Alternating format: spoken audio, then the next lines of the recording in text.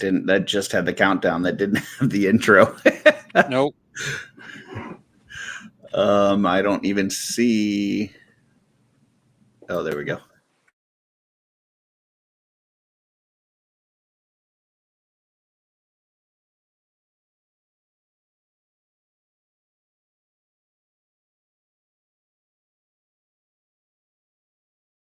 Laredo, take us out.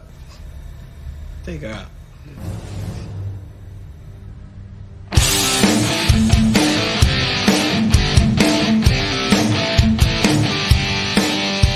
All right!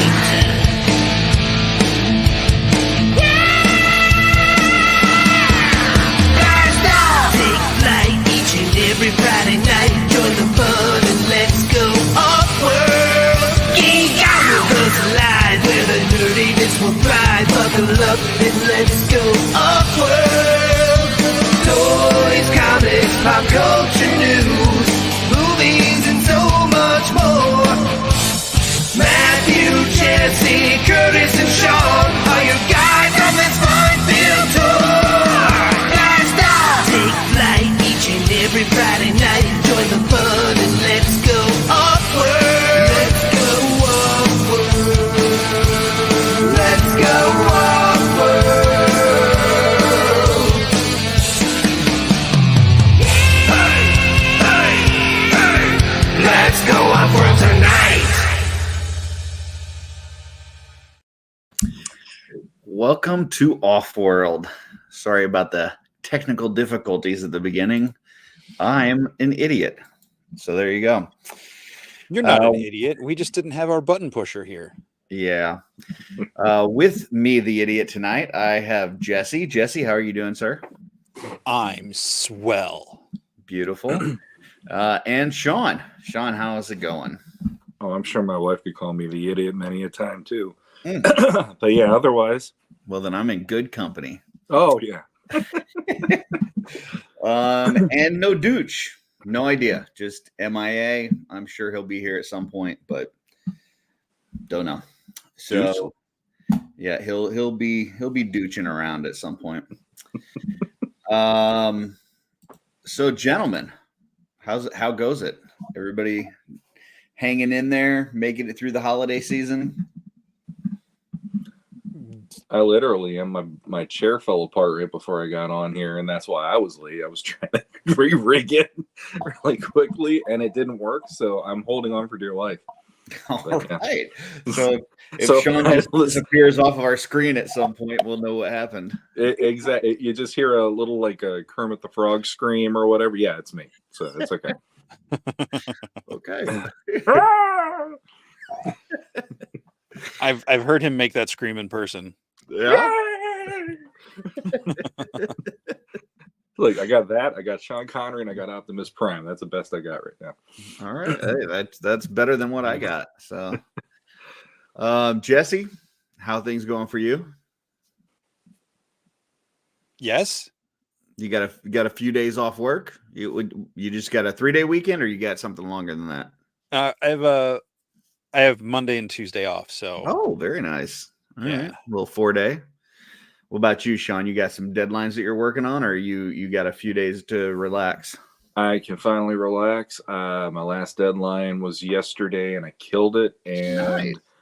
I could finally. I think my next deadline starts on the 26th, so I could probably wait till Wednesday to really get back to work, which is kind of nice. Awesome.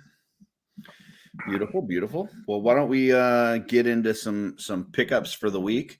We'll start over here with Jesse. Jesse, you got anything to show off? No. Wow, nothing? You said no, but you're looking as if there may be something. So I'll give you just a second. I'm trying to remember. Let me think here. Yeah, hang on. I got something. I don't know. I might have showed it off last time, though. I can't remember. It's all blurring together. I moved stuff around. I don't know if I got anything. Okay. Nice Cabal shirt in the background. Is that relatively new? No, I got that at Legions Con last year, and it's been in the background for several weeks on all of the shows that we do. Oh, all right. I usually don't look at the background, I guess. That's okay. All right. I'm used to you not paying attention to me. No, I'm just so focused on you. I'm just enthralled by you that I don't pay attention to the background. So you radiate so much energy. Oh, I guess I'll amend that. Joe Gonzalez sent me parts so I can make my own custom Ravenna and Me, I'm bigging you. or I guess this would be Ramina and as a spirit bender. Beautiful. So yeah, he sent me the female elf heads from the Aether Blade packs. Awesome. So I'll probably be working on those this weekend. Joe is an amazing dude. Did you catch him on the lair this past week? That was this week? Yeah, when they were bringing all the people on, he was one of the people that they brought on kind of spontaneously. I feel like I did. Yeah, he was good. Joe killed it. He did so Yes, well. no, They yes, immediately like invited him back for a show. So Yes, because he said very nice things about our show and us. So yes, I do remember that now. he did. He said things nice about us, saying nice things about him. So now we're saying nice things about him, saying nice things about us, saying nice things about him. So Joe next time Gonzalez is a freaking awesome human being, and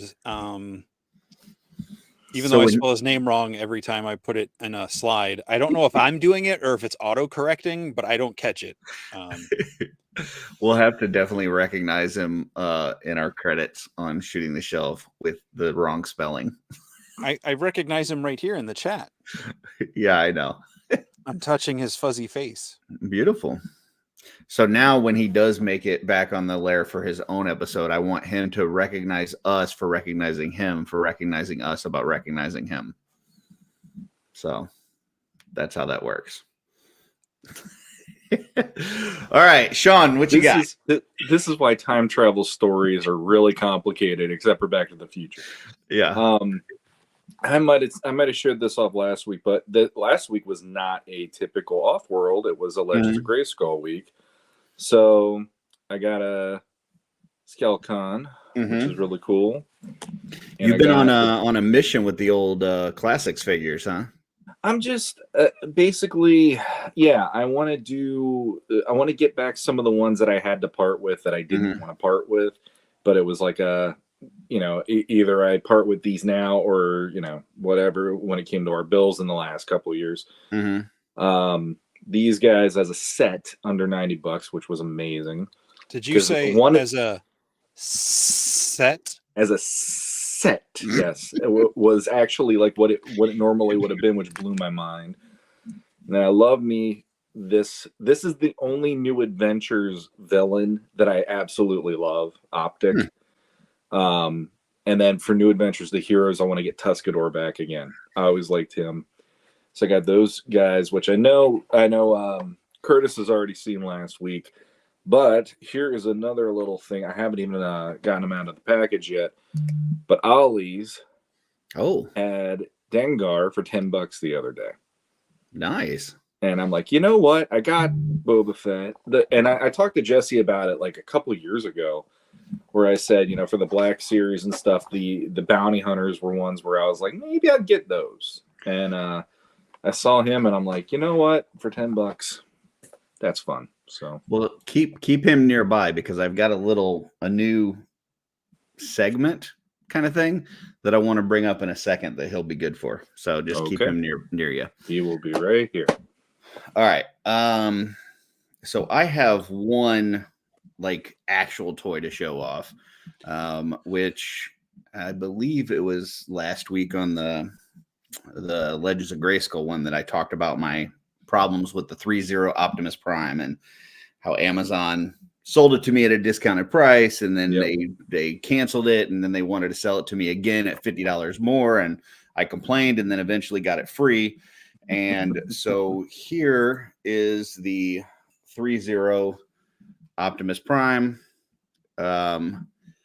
It's not terrible, but it's got a small head, which I wasn't expecting, because some of the pictures I seen, it didn't look this small. And it's supposed to be a mix of plastic and metal parts, but I'll be damned if I know where the metal's at. Because maybe Are there screws in it? maybe the legs might be. It just feels like everything's plastic. Like I expected this to be almost all metal, and it's really almost no metal. So yeah, maybe the screws. I don't know, but it's supposed to be a mix of die cast and plastic. So I would say for normally this is $129. I would not pay $129 for this if I was going to recommend it to somebody. I was supposed to get it for $79. For $79, if you really like it, go ahead and get it. I ended up getting it for free. So that would be my recommendation is if you can get it for free, this is worth every penny if you get it for free. So there you go. I think the head looks proportionate. It looks a little tiny to me. Maybe it is. I don't know. When I'm looking at it, it looks a little tiny to me. But I did watch the last episode of Whoosh Weekly this past week, or at least the last episode with Robo on. I don't know if they're going to continue with somebody else, but and he was recommending this model kit, Optimus Prime, which they did one for this. What is it? YOLO? I think it's YOLO Play or something is the name of the company. They did a Megatron that hasn't shipped yet, but they did it a few months back. And now they're doing an Optimus Prime. And when I say model kit, it's really not a model kit, but they basically put the body with the arms and legs detached, and you have to plug in the arms and legs, but they do it so that they can call it a model kit and they don't infringe on the IP rights from, other companies. So, so I ordered those. I'm hoping that I like that better. It looks a little bit more, not quite the cartoon, but it's more the style that I'm used to. And it does, to me, it looks like it's got better proportions. So we'll see when that comes in. But so that was that toy. And then I've got one more, which is for this new segment that I don't really have a name for it, but it's basically, why did this end up at a discount store? So much like the one that Sean got there for cheap, I got this Green Arrow at Ross. It was $6. And I want to just kind of talk about why I think this ended up at a discount store. So first things first, this is Green Arrow, but he's missing one important accessory, which is an arrow. He has no single arrow. He has a bunch of arrows in the back, but he doesn't have a single arrow that he can actually put in his bow. So that's a big problem, I think, for a Green Arrow. He also has like these shoulder pads, but the shoulder pads aren't attached to his shoulder. It's actually attached to his bicep. I don't know if you can see that there. So depending on how you turn the arm with the bicep, the shoulder pad goes with it, which makes it look really stupid. I mean, for $6, I didn't mind spending $6 on this. But I can see why people didn't spend 24 on this for sure. So that's why I think this ended up at Ross. It's got no arrow and it's got a stupid shoulder pad. And it's, kind of a B-list character. So there you go. That's a McFarlane one, right? That is a McFarlane. Yeah. And it's from their multiverse line. It's not it's not from the show or anything like that. Gotcha. So That is Sean, from the Injustice line, I believe. The game. Okay. Gotcha. So Sean, you got that figure that you said was at Ollie's. What's your, without opening it yet, just you're looking at it, why do you think that figure ended up at a discount chain?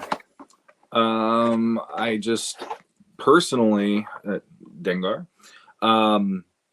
I've seen a lot of Hasbro stuff at our Ollie's. I went over when they had the classifieds, just out of curiosity. I've tried not to collect that line, but they had like tons of Sergeant Slaughter when I was there. They had tons of the Tomax and Xanot figures or Xamot figures. They had I can't remember who. I think they had Stalker and a few others, and it's for these, like, I mean, it's the Black Series and all that stuff. I feel like there's a lot of people who are just kind of like blah about that series because they're reissuing figures that people already have, number one. Gotcha. And I also think there's an element of whatever's happening behind the scenes at Hasbro probably playing into it too, because the whole layoff thing that they're dealing with right now, and it's a weird time to be at Hasbro. And Yeah. you know, for anybody who got laid off at the holiday season, especially in the last week or two, you know, so it's a pretty shitty time to be working at Hasbro if you're one of those people. And you know, I feel pretty badly for anybody who has to go through that right now. But I just think it's the glut of these figures, because between Disney and Hasbro thinking Star Wars is going to be that, you know, Goliath in the toy aisle, and it's just there's so much of it now, and there's, in my opinion, it's like there's such a glut of it now that yeah, people are just kind of like choked on it. And it was surprising more for me to find classified figures there than the Black Series, to be completely honest. That was like, geez, you know, classifieds, now that they're going in the right direction, showing up at a discount outlet, what the heck, you know? Yeah. So your take is that you think it's more based on Hasbro overproducing these things, and then also some, you know, reissuing of characters, and not specifically anything wrong with that character itself. Like, as you're looking at that character, you don't see anything that you say, hey, I wouldn't have spent $20 on this because of X, Y, or Z. I mean, honestly, I saw him for $20 probably earlier in the year at Walmart. And it just out of just me showing up the other day and going, hey, I wonder what Ollie's has, and then there he is, and he's $10. It's like, well, heck yeah. It's one of those things that I've said it before, like the CGI He-Man art book that they put out at the beginning of the year. I found out like in August that here it is for half off already at Barnes and Noble, and I'm like, I literally just spent like $30 on that earlier this year. So it's that feeling of, okay, if it came out near the beginning of the year, just wait till the end and you're probably going to find something deal wise. So, and plus, I mean, hell, how many websites and stores right now are doing discount deals just so they can move the old merchandise anyway? I mean, look at Big Bad Toy Store. Yeah, make room for the new year kind of thing. Yeah. Okay. Jesse, I know you stop by Ollie's quite a bit. Any, you know, based on what you've seen there, anything that you know, you think is contributing to some of this stuff ending up in those outlets? First of all, yeah, I'll add to that. But with the Green Arrow, personally, like, I've seen that in other stores. I personally have zero interest in Injustice at all. I know there's a lot of people that really enjoy it. When I heard the premise of it, I was like, that's not for me. That's not a version of the characters I want. So every time I'm like, oh, that's a kind of cool looking figure, if I realize it's the Injustice version, I just don't pick it up. Gotcha. But see, I just wanted, I for, like I said, for $6, I wanted a classicer kind of looking Green Arrow, and not necessarily one from the show.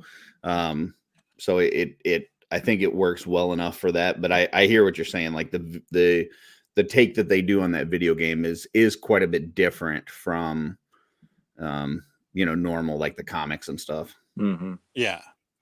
And, you know, I figured they've been going back to the well on some of those classic ones. So if they do a more comic, whether it's a modern or classic take on him, or if they do, you know, like I'd look for him that way. Because I enjoy that character. I enjoyed the run from a couple years ago. But onto the other stuff about like Ross and Ollie's, because we have a Ross right near us too.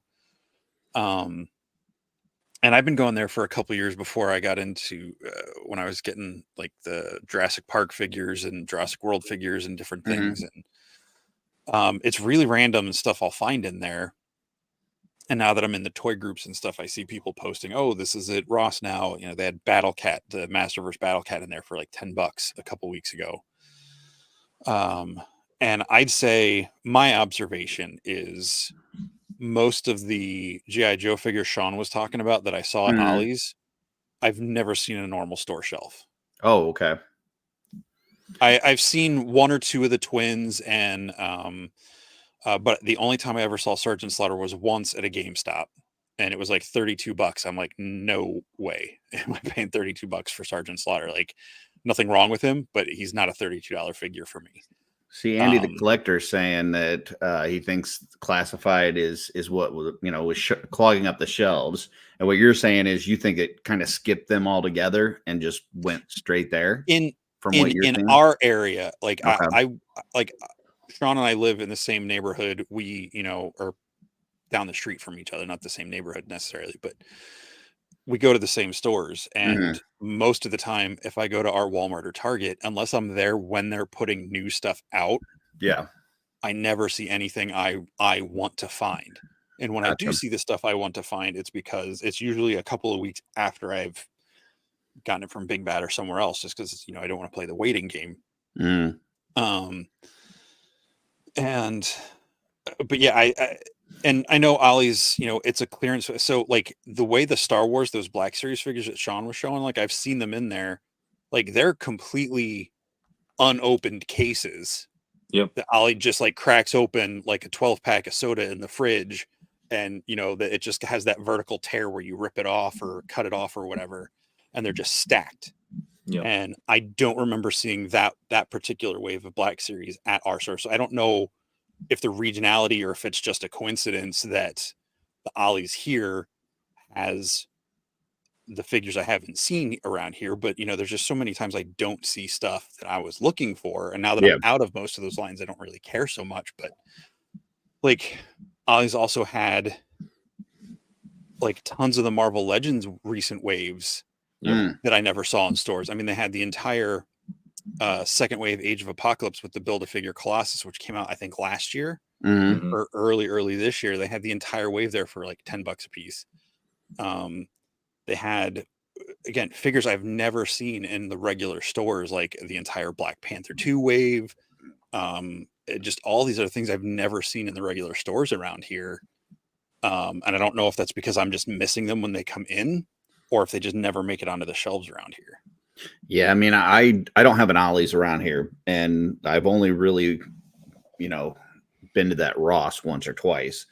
So, it's hard to say as far as like what you're talking about, but I know that some of the figures that they had at Ross, I've never seen at my Walmart or Target.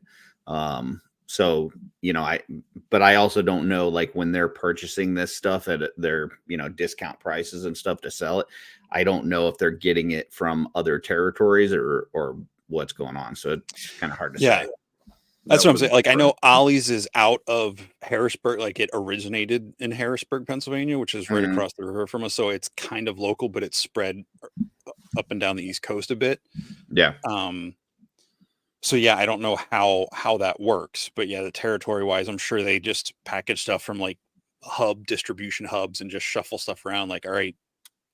But like, I haven't seen Battle Cats at our Walmart or Target when they were on sale a couple months ago for like $12. Yeah. Never saw them anywhere. They hadn't been in our stores for months, if not longer.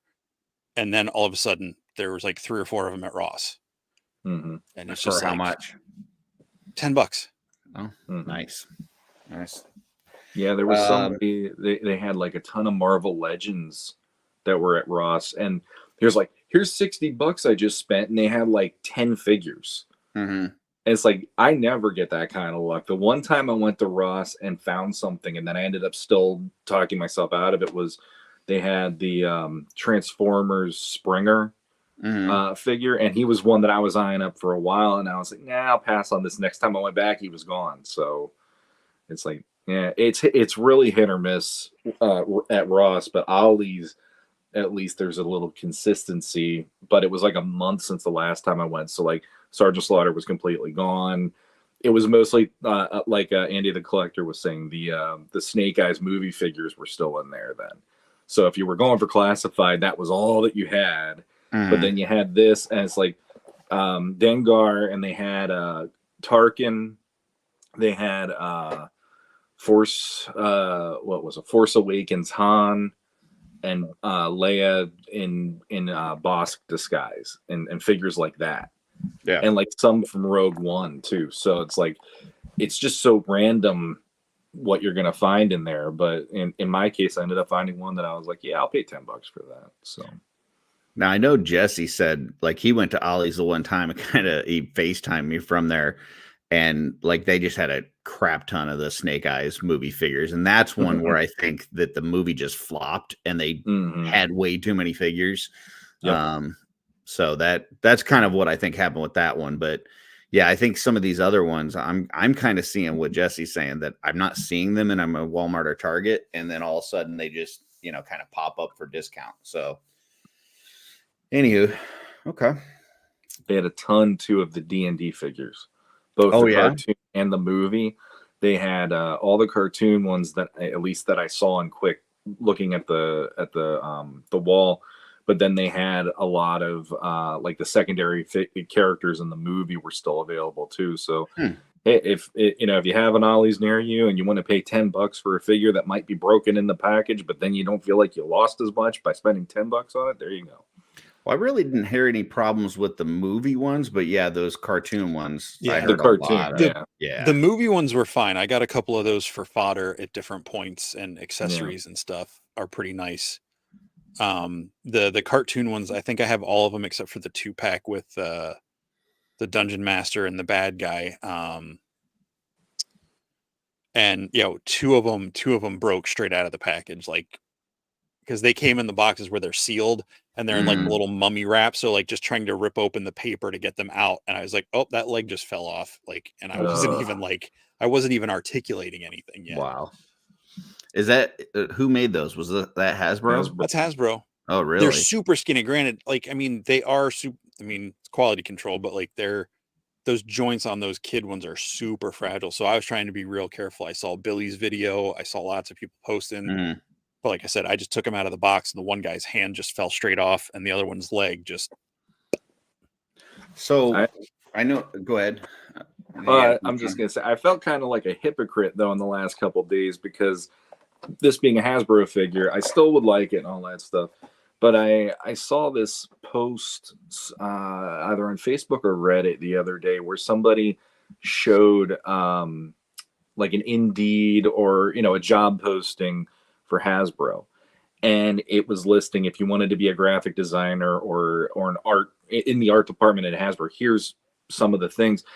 And they had a lot of different buzzwords that were interesting. And some people might go, oh, well, that's an obvious buzzword or whatever. But the person was like, if you read between the lines, basically the point of this is Hasbro is probably leaning more towards they're going to use AI artwork, throwing all of those people that are in layoffs. A lot of those people are layoffs. I mean, a lot of those people are probably art people. They're going to go to AI artwork and find people who can clean the AI artwork up in order to make the packaging look normal, because Lord knows in AI, you get 6 to 10 fingers on one hand, depending, and all that craziness. Yeah.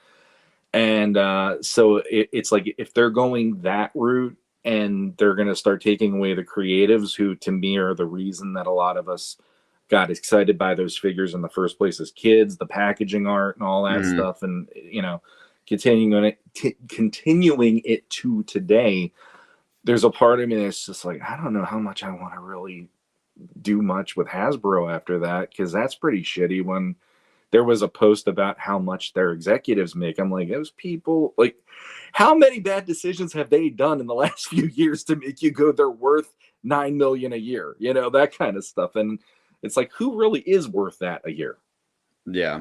It's just one of those things. So like I said, I bought it already before I saw that post, but once I saw that, I'm like, I don't know how much I'm going to bother with Hasbro for quite a while after that.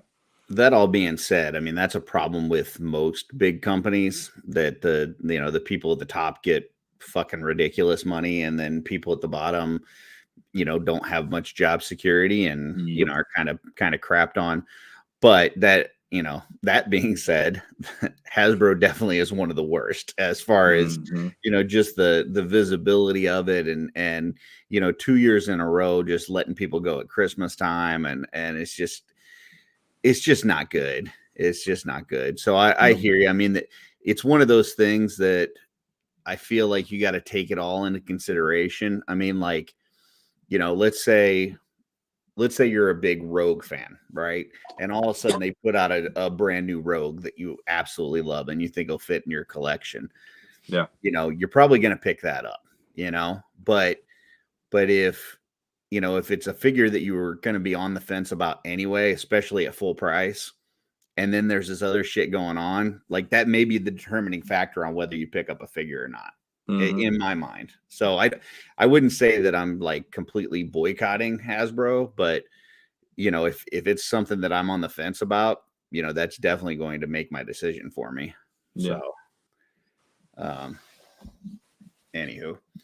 Well, while we wait for the Dooch, I know we were supposed to do kind of a year in review for the Offworld crew, which by the way, I did text him to ask if he's alive. I have not heard an answer yet. So we'll see. He might be alive. But while we're on the subject of QC issues, I want to kind of talk a little bit about seeing some stuff in the Cabal last few days, specifically about Cosmic and some issues with Cosmic, some breakages, some smells, some different things going on. So the Imbira Jambalaya figure has, you know, definitely a distinct smell coming out of the package. Mine, like when I opened it, I smelled it, and then, you know, after that it was gone. Like it didn't last more than just the opening it. Now some people saying that it's lingering, and you know, some people are worried about it being toxic and all this kind of stuff, and you know, health hazards and stuff. So I don't know, who knows. I've seen some breakages. I know mine hurt, like I was trying to turn her head and her neck just broke off. And obviously issues with the grays where they told you gotta, you know, heat it up and put it in boiling water and all this kind of stuff. And I've seen quite a few posts in the Cosmic Cabal, Mythic Not Cabal boiling. about some of this stuff. Not, yeah, we'll boil the water, and then after it's, yeah, not while it's still boiling. But I've seen some posts in the Cabal, and I just wanted to kind of get your guys' take on, you know, the issues that are happening with Cosmic and what your thoughts are on that. You want to go, Jesse? Yeah, I'll go. I mean, I have zero insight. You know, I think that it's like any toy line. I just think everybody's used to the Horsemen being at such a level, you know, that stuff doesn't happen as much. But I've had Mythic Legions break right out of the box. Like I had I got a who's like the sneaky assassin goblin, Nubnik. I got him and opened him right out of the box, and I don't know if like I didn't even try to really articulate it, but like the elbow broke taking it right out of the box. You know, there's all sorts of things. I know they have been open about a lot of stuff, and that there have been talks about misunderstandings and communication problems with the studio or the factory that Chris has talked about. And I know they've talked about wanting to get Chris back over there because he used to go over on a semi-regular basis. So, I mean, maybe there's just something that's, you know, at the end of the day, I've had, I think, one or two of the wrists on 2.0s from Cosmic Snap, even though you know, but that's happened to me on NECA figures. That's happened to me on other figures, you know, that's just, you know, unfortunately, I mean, they're toys. They're not meant to be things that are life preserving. Now, granted, we spend our hard-earned money on it. Yeah. But, you know, if it's something that, you know, they're now aware of, you know, I think contacting the, you know, the site directly in that way is the best way to handle that. I think just if you, I don't want to get into the whole thing about the Cabal because I don't want to pick at people. But yeah, like my Imbira, I actually got it from Dooch. He won it in the raffle thing at Legion's Con. When you don't want to pick at people, what do you mean? Because it's a safe space. It's an open discussion. I know. Okay. I just they're not breaking any rules in the Mhm. cabal by posting things. Do I wish some people wouldn't post some of the things they post? Absolutely. But, unless someone's telling them not to, I don't really, there's nothing I can really do about it. And it's not something I'm going to lose sleep over,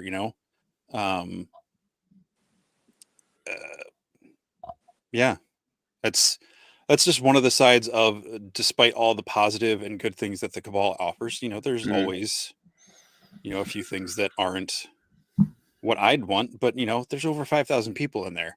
Yeah. I'm pretty happy most of the time in there. So seeing that, it just makes me sad when I see a lot of other people continually post and comment and giving those things traction. Yeah. And that sort of thing. It's just like, if you don't like it, ignore it. Don't comment on it, don't feed into it, and it won't get as much attention. Sean, you want to go or you want me? I mean, I guess the way I look at it is, when it comes to figures that are new, Mm-hmm. it probably is a better idea to reach out to customer service and not post on the cabal and have a complaint post that way, because these are fixes that can be fixed. Yeah, these are problems that can be fixed pretty easily. Reach out to them. They have great customer service. They will make it work. I mean, these are figures that are literally less than a year old. They Mm-hmm. have them in stock still. They can make it right. It's just that simple. Like somebody posting on the cabal with something like that, to me, it's like, okay, it's nice to have the heads up that maybe if you have that figure in the pipeline coming to you, then Mm-hmm. maybe, okay, this person had that problem, therefore try to be a little more gentler with it or whatever.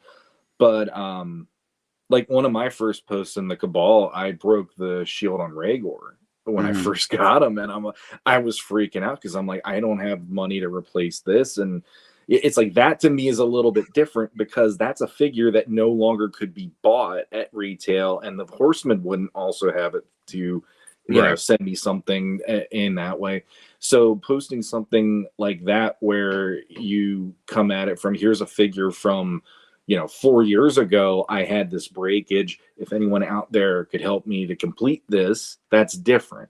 But coming out and just swinging with the whole, this line is crap or whatever, and they all break and blah blah blah blah blah, and the Mm-hmm. QC is horrible. It's like, no, just reach out to the customer service. They're gonna fix it for you. And if not, I don't know what to tell you. You can have your money back, I guess, if that's how they want to work it with you, if you're that upset about it. So, Yeah. So the way that I look at it is, I mean, Cosmic is a brand new toy line. And I understand there's some tooling, there's very limited tooling that was used from Mythic into Cosmic. But otherwise, you're talking about new tooling, new types of bodies.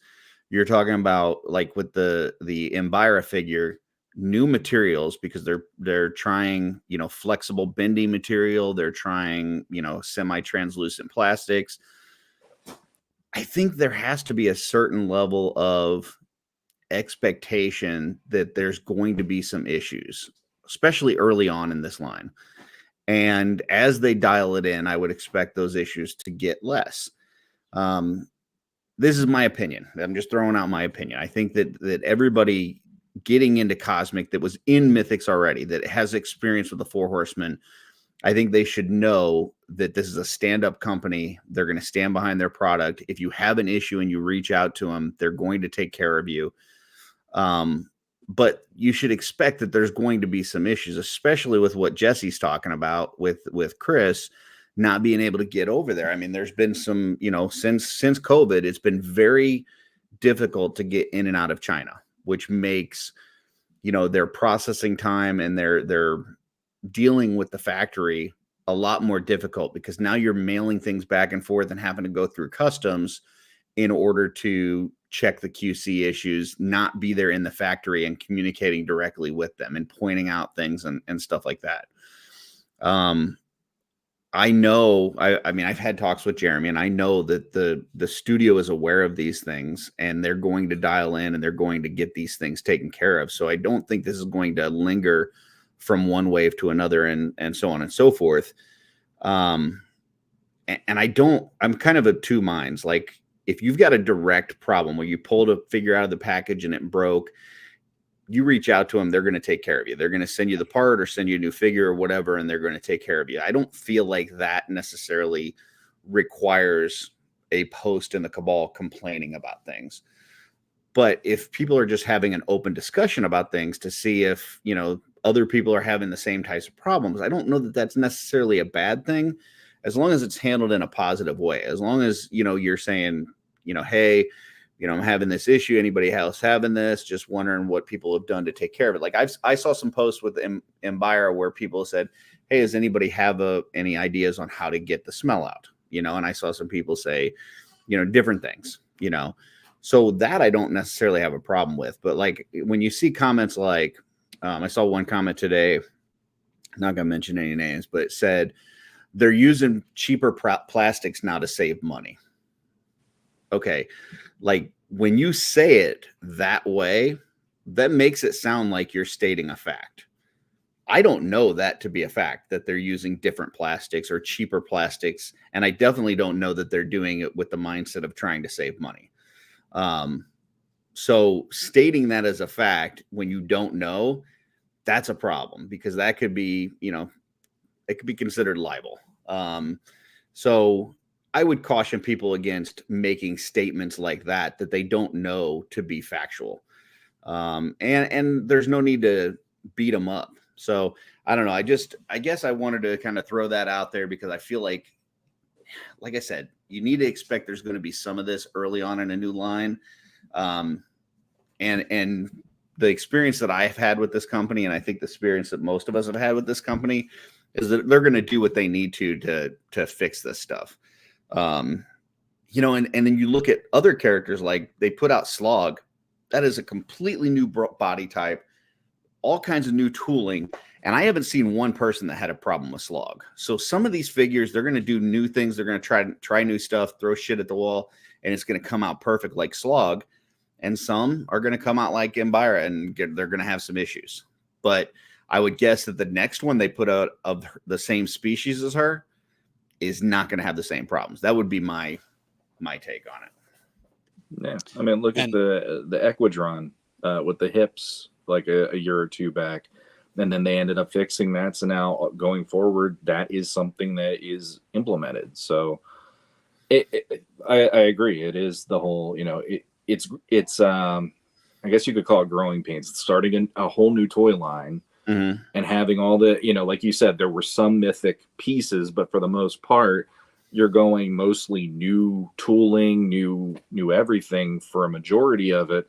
So it has its own identity. And it's like, yeah, it's to be expected. And, it's like, we're not apologists about this, because we've seen the fact that they do learn from these things and they do come back, and the quality is even better than the last time, every time that happens. So it's, it's a learning process. And once they get that down, it's good to go from that point on. Jesse, did you have something else?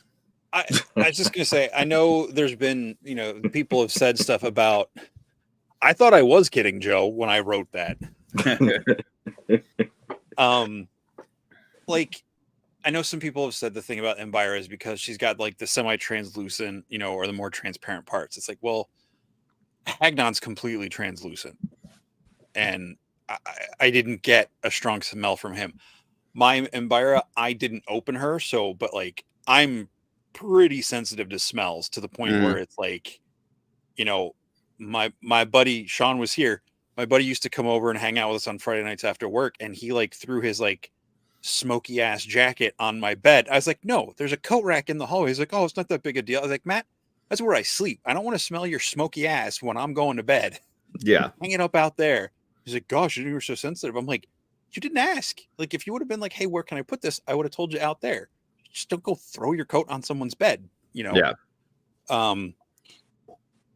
So that said, I've not noticed anything with that figure. She's 2 feet away from me, 3 feet away from my face right now, and she's been there since I got back from Legion's Con. Yeah. I haven't noticed any smells with her. A couple of years ago, I got sometime last year, maybe even earlier this year, I got I forget, it was an Assassin's Creed figure. He was all translucent, but he came with an eagle. And I wanted it more for the eagle, but I was like, I can probably use these, other parts. And I don't remember who the manufacturer was. I want to say it was a McFarlane figure. But as soon as I cracked open that plastic box, it was at Ollie's, so I paid under $10 for it. Like, it was like a literal, like, boom, punch in the face of just like stinky, sour chemicals. Yeah. I immediately I filled up like we have like a mop bucket at work. I filled it up with hot water and soap and like dish soap, and threw it in there for like 3 hours, pulled it out. It still smelled, did it again, still smelled. At the end of the day, I just threw it in the trash can. I was like, I don't care about this figure enough. I chucked it, but I was like, I am not taking that into my apartment. And some people just have more sensitive noses, and that's fine. But like, I haven't had a problem with any of my mythic or cosmic figures as far as smell goes. Now that might just be maybe just certain batches have certain things. I don't know. But yeah, I think it's a little, I don't know. I'm not trying to start a fight and argue with you. I think it's a little weird to say we should expect there to be problems with stuff when it's a whole new line, especially because a lot of stuff it's a system they've been working on for years. Granted, it's new parts, it's new tooling, but their processes is the same. Well, it's new parts, new tooling, and new materials. But like is it new materials on the science officer? No, but I don't have problems. I haven't seen any problems with the science officer. I've seen people have problems with the science officer with the wrists, the 2.0 wrists on the science officer. Oh, gotcha. I was thinking of you're talking about the engineer. You said science. Oh yeah, I'm sorry, the engineer. Yeah, the all black one. Yeah. So again, it's to me, it's like when stuff gets smaller, like the secret in the safe from Marley, when things get small and are made of plastic, they become fragile the smaller they get exponentially. Like, that's just how stuff works. So if you go and you twist something the way you would that's like twice as thick, it's going to have a smaller, whatever scientific word for pressure or torque or whatever, So it's like, I don't necessarily expect things to have problems because it's a new line. It's just, if it's small, there's probably going to be problems. I do expect it myself, and I don't know that should be the expectation for everybody, but I do, because I've seen, since COVID, they have had more problems QC wise with the whole, the issues with getting in on China. They've had issues with, whether it be the troll head issue or the hips on the ogres. They've had more problems since COVID began. It is hard to work with the factory remotely and keep up with a line. It's almost impossible to do it remotely and start a new line. And that's what we're talking about here. And I hear what you said about the Hagnon, but she's not using the same materials as Hagnon. The Hagnon doesn't have the bendy semi-translucent material. And I'm no chemist. I don't know, what chemical properties it takes to make things translucent with no color and translucent with color mixed in different, spots. So I don't know what the chemical makeup is of this plastic. What I will say is, at least with mine, when I first opened it up, I smelled something. I've got it right now, got it up to my nose, and it smells like plastic. It doesn't smell any better or worse than a normal toy. It just smells like plastic. So, but there may be batches where the chemical makeup because it definitely is this tail part is what I'm hearing from people. And there may be some batches where, I don't know, maybe it mixed weird or something. So, but I do feel strongly that this company is going to take that stuff into consideration, and they're going to fix that going forward. So Oh, I don't disagree with that at all. Of any of like, I had a quality control problem with the Best Action shredder figure. Broke right out of the box. The leg. I just picked it up, leg snapped off. I didn't feel like, and then I got a different figure, and like the socket, like I wasn't even really putting pressure on it. I was just like looking at it, and it just twisted right off, like one of those old plastic soda bottles you get, like those. It just twisted right off. So like, and I just took it back. I'm like, I don't want to deal. I'm not buying any more from this line at full price anymore, just because of these particular problems. Like, I don't mind if there's a problem as much with the Mythic and Cosmic Legions, because it's so much into customizing, and I'm willing to put the time and effort if something goes wrong, Right. to make it right. But like, if it's just something that's going on my shelf for fun, no. But like, Yeah, I mean, her like I said, her neck Oh. broke off, like at the post, it like just snapped. But her tail on her head is so heavy anyways that you can't really, like, once you get in a position, you got to kind of leave it there anyway. So I just glued the neck down and then popped the head back on, and then it kind of went from there. So you're right, there is a customizing aspect to this to where I wasn't worried about it. But if I was, I would have reached out to them, and I know they would have sent me a replacement part. Yeah, I lost the plot there for a second. So I emailed after that shredder broke. I emailed them and I was like, hey, this is the only one I've seen in the store. What can you guys do anything about this? They're like, oh, the best thing is, to, return it to the store and get a refund, and, wait for another one to come out. I'm like, cool. And it took them over a week, almost 2 weeks to respond to that, which. And that what company was this? I don't know how big their company is. I don't know. Oh, that's Loyal Subjects, isn't it? What company? Loyal Subjects? Loyal Subjects. But they eventually, like it said, may take so many days for us to be able to, like, and that was fine. Like I know that sort of stuff takes a while. Yeah. And maybe it wasn't 2 weeks. I might be misremembering that, but it took a while to, like, I forgot about it until the email come in, because I just threw some sticky tack on Shredder's leg, and he holds the pose with sticky tack. So I'm like, yeah, all right, I'm not doing toy photography with this thing, so I don't really care. Yeah. But and the only reason I mentioned Hagnon is because I was getting to that thing with that Assassin's Creed. It was completely clear with some minor color to it, and that one reeked. Hagnon didn't. Is the only, like. Yeah, so there have been some toys when I first color or something. I don't know. There have been some toys I get fresh out of the box, whether they're clear or not, that like are really strong, and within 10 minutes it's fine. It's just whatever, maybe one of the machines farted when that box got sealed up. Yeah, and I've never dealt with like Hasbro customer service, but I've heard horror stories that, like, you will tell them that you got a broken figure or whatever, and they will just send you a random figure of something else that may not even be the same toy line, definitely not the same figure. And it's like, that's not a good replacement. That's not a good way to handle business. And Four Horsemen doesn't do that. Like, if you have a problem and you broke a leg, you broke a whatever coming out of the package, and you tell them, they're going to send you that part, or they may even send you that figure depending on what it is. So when their customer service is that good, I question people bashing them when their customer service is that good. Two things. Little devil's advocate. Okay. Maybe what you're reading as bashing isn't meant to be bashing from that person's perspective. Maybe they don't think what they're saying is bashing. Second, maybe this is the first time they've dealt with quality control issues themselves and have not had the benefit of the experience you have. Just because there's 5,000 people in the cabal, I don't interact with 5,000 people myself. Like, they might not have that experience to know that side of it. So, but it doesn't hurt to ask before you start.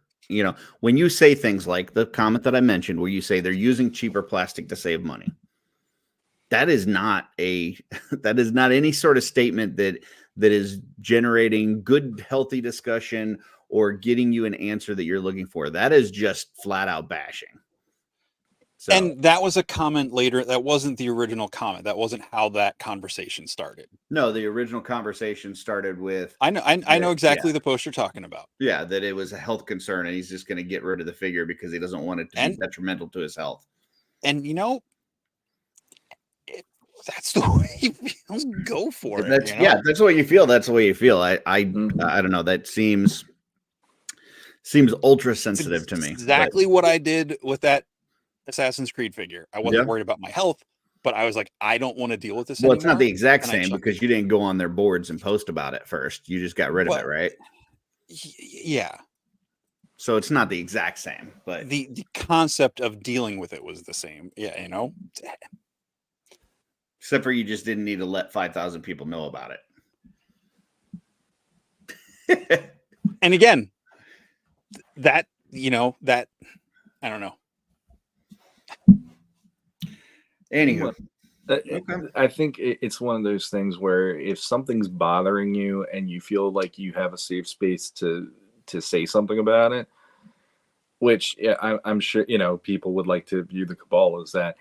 I think there's times like I over-explain, not in like mansplaining way to my wife, but I over-explain and get myself in trouble a lot with her sometimes, depending on, I'm trying to go through, here's my thought process on why I did that. And then she'd look at me like, why did you do that? And I'm like, I told you why I did that way. And she's like, that is not how you should have done that. And I think there's elements of that in how you post in safe places, even if you think I'm not going to get any fallout from this because I'm explaining it in a way where this makes sense to me, then it becomes a topic on OffWorld. And it becomes the topic of the week in the cabal because somebody, they gave too much information. And the next thing you know, it turns into now everybody gets the dog pile on this until the admin shut down the commenting on it. And it's like in that case, it'd be like, hey, does anybody notice the smell on this figure? It's a little stronger than others, and just kind of leave it at that. And you don't need to talk about health concerns and all that. Just hey, is that a thing? And if that is, I'm considering giving the figure, or selling the figure off or trading it or something. That's all you need. You don't need to get into all the other stuff of the paranoia that you have of having this figure if you can't get rid of it like it's your personal kryptonite or something. So. Now, I will say that I've typically seen them deal with this stuff better in the past as far as the QC issues in terms of their getting out in front of it communication wise. With this one, I mean, I know Jeremy talked about it on one of his shows about the smell with her, I believe. I think he did. I heard him talk about it somewhere. But I've not seen like an official statement from the Four Horsemen. Hey, we looked into this. Some have a worse smell than others, but it's totally safe. And this, like, I haven't seen anything from them that says, here's what you should do or shouldn't do, or, so there could be some better communication on their part when it comes to that. I did want to pull this comment up from DJ 5000 says Horseman is a smaller company than Hasbro, though. To me, that's an even bigger reason why Hasbro should be able to take care of you. Like every company has a certain amount of shrinkage built into their budget in terms of, for breakage and things like that. So if you send out a bunch of Serpentor figures with the chariot and stuff, you should have a certain amount of that budgeted to know that there's going to be some QC issues and you're going to need to replace some things. The fact that a big company like Hasbro can't replace your Serpentor that's broken with a Serpentor and instead sends you, some movie D&D figures that they got extra in stock is pretty shitty for, that size of a company.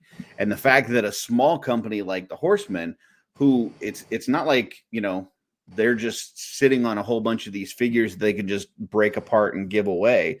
They're a smaller company. So for them to make it right is even more difficult for a smaller company budget wise than a large company like Hasbro. So I don't know. I just feel like the Horsemen do a really good job of when there is a problem, especially if you reach out to them directly, they're going to take care of you.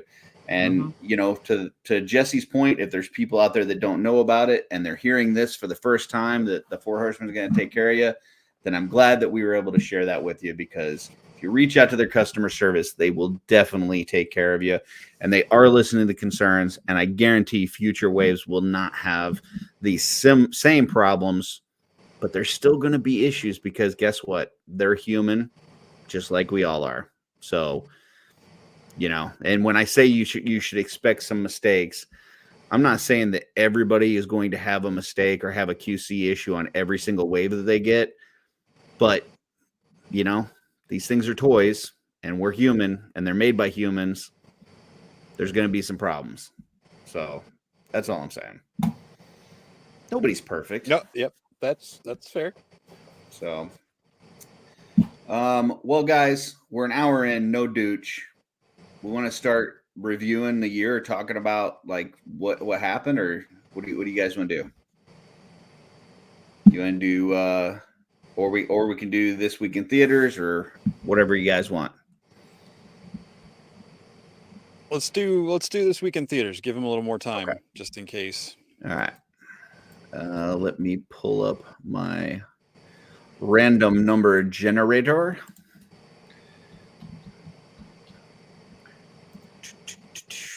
Let me present my screen. Someone's got some sort of feedback coming through. I am noticing that. Let me mute mine. It's not mine. I muted it. It's still there. Whoever just muted it went off. That's my furnace. Oh, well, there you go. Okay. So we are going to 1984. Do you think you could turn your furnace off for a while? Sean? No. I'm just kidding. I'm just kidding. I'm just kidding. You're gonna see me turn into a vanilla popsicle. 1984. Just FYI, the douche is listed as active on Messenger at the moment, so Oh, okay. I have a feeling he probably is trying to get here at some point. Okay. December 22nd. And let's see what we got.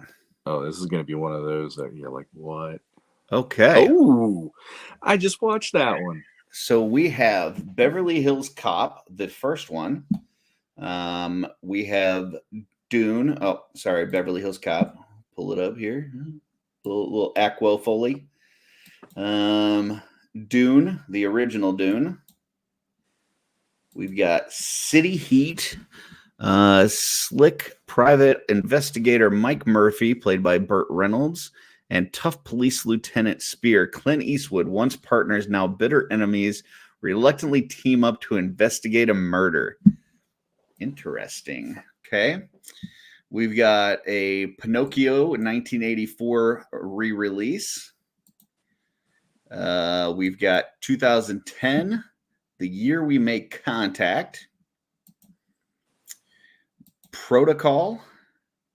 A woman, Goldie Hawn, saves the life of Amir of Otar in Washington. Okay. Starman. We've got The Cotton Club. Jazz musician. Man, that was easy for me to say. Meet jazz musicians, dancers, owner, and guest, like gangster Dutch Schultz of the Cotton Club, 1928 to 1930, Harlem. Okay. Breaking 2, Electric Boogaloo. Wow, we found Jesse's movie. Do a flip. See if And we've got Johnny Dangerously with Michael Keaton. All right, start down at the bottom. Sean, what are you seeing? I gotta go see some Axel Foley because I love Beverly Hills Cop. It's one of my all-time, just if there's nothing else to watch, I put that one on. I don't know why. It's just entertaining as hell. I'm like, Billy, we have to have a talk and all that kind of stuff. I love how they give Judge Reynolds shit through that movie. You like a little lime and twist? A little lemon twist. Yeah. If it's not too much trouble, oh, don't be stupid.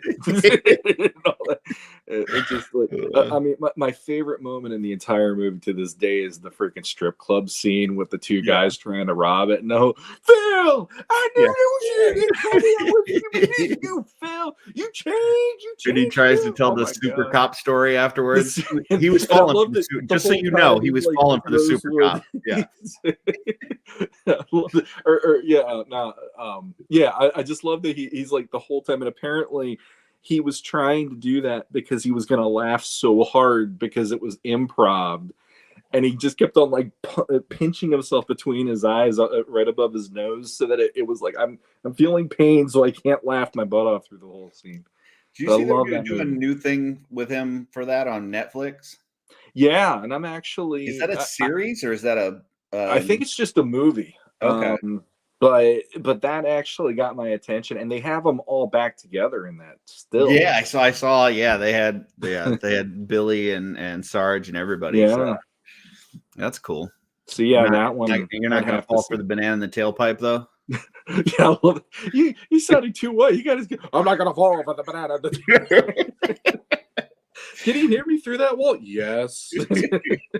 I love when he orders Hold on, from I gotta room pause. service to the car. Yeah. I got to pause real quick. Rick Jones watching this right now. I need you to reach out to me either on Facebook or on Instagram, just.shelve.it on Instagram, or Jesse Arnold on I have a prize from you from the Shooting the Shelf 500 prize giveaway, and I don't know how to contact you. There you So go. make sure you reach out to it's just Jesse Arnold. Let me see if I can get in share. All right, continue. All right. Yeah, that's a great movie. Let's see, how long was that? That's 4 weeks in theaters, still at number one. I mean, just classically funny. The second one's really good. The third one, I don't think it's as good, but the first and second one are freaking amazing. And Eddie Murphy's done a lot of stuff in the past few years that I haven't really enjoyed. So I'm interested to see what this looks like on Netflix because I absolutely love that character. Oh yeah. And if it's half as funny as what those movies were, I think it'll be great. So definitely want to see that. Okay. Yeah. Absolutely. Jesse, what are you seeing from this list? Is it definitely the Breaking 2 Electric Boogaloo? No. Dune. Dune? Mm-hmm. Gotcha. Yeah. Now, do you enjoy the original better than what you've seen from the first part of the new one, or do you look? No. I think the new one is a far more enjoyable movie. Mm-hmm. But this because of this movie exists, it introduced me to the concept and the world of Dune and all of that. It's very of its time, but there are things I really like about the movie. I think it's really fun. And I think there's a lot of really good, cool things about it, but I'm definitely enjoying the new ones a lot better. Gotcha. But I didn't see this in the theater, and I think that would be amazing to see that on a big screen in the 80s. Nice. Yeah, this is an interesting list for me. I think there's a lot of good stuff, man. I could see myself, like, there were some times when I was a kid, we had a dollar theater down the street from us. And a lot of times on the weekend, like me and my buddy would just go and we would pop from one movie to the next and just watch multiple movies at a time. And I could see, like, if I went there right here, I could definitely see hitting multiple movies up. That Starman is a really good movie. I enjoy that quite a bit. That City Heat sounds interesting. I definitely want to check that out. I just added that to the list. I mean, Burt Reynolds and Clint Eastwood, that just sounds like an interesting partnership that I'm not sure how that would play across on screen. So I definitely want to check that out. Beverly Hills Cop, we've talked about, is amazing. Dune, I've never seen the first version, and I think seeing that on a big screen would be kind of cool. But I'm gonna go with Johnny Dangerously. I absolutely love that movie. Something about that time frame, like the old timey gangster and just the humor and stuff. Like, one of my favorite movies is Oscar, which I know I've talked with Jesse about quite a bit. It's just a great movie, and I think Johnny Dangerously is very much in that same kind of time frame, same kind of humor. It doesn't have all the different storytelling from different aspects that Oscar has. But yeah, I think I would go see Johnny Dangerously, because I just think that would be one that, I would laugh my ass off. So yeah, I think that's what I'm going to go with there. But this is definitely a good list. This is one of the better lists, especially for not being a summertime one. This is one of the better lists that I think we've had. I'm definitely not seeing Electric Boogaloo though. What's that? I need to see Johnny Dangerously sometime. I never saw that movie, and I didn't even know about the movie until I want to say it was either Batman Returns or the original Batman.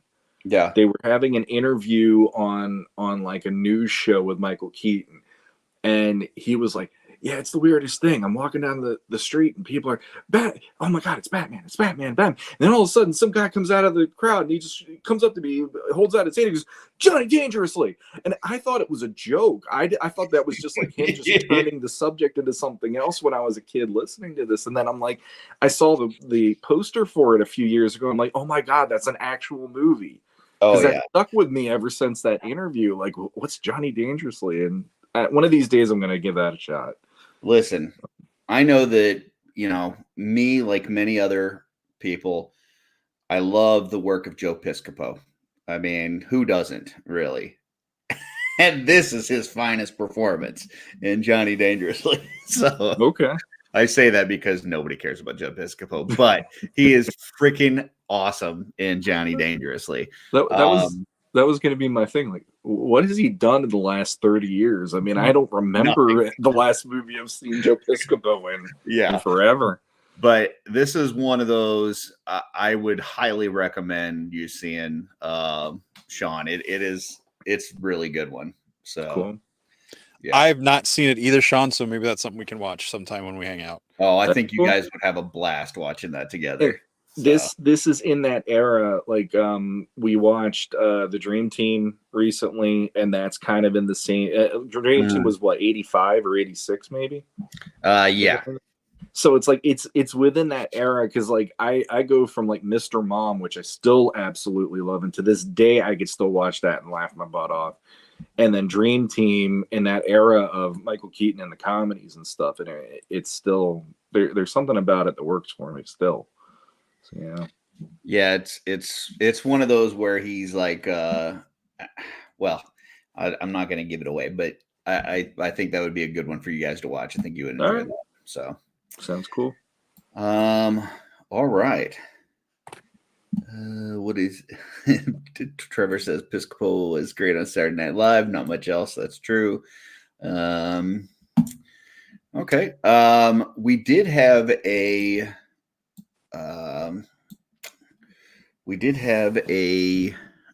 have you ever for this week, right? Which was Love Actually. No, that was just Kiss Kiss Bang Bang. Yes. That was your have you ever. That was my have you ever. Gotcha. And Jesse, had you seen that already? Yes. Yeah. Okay. Yeah. So I'm the only one that hadn't seen it.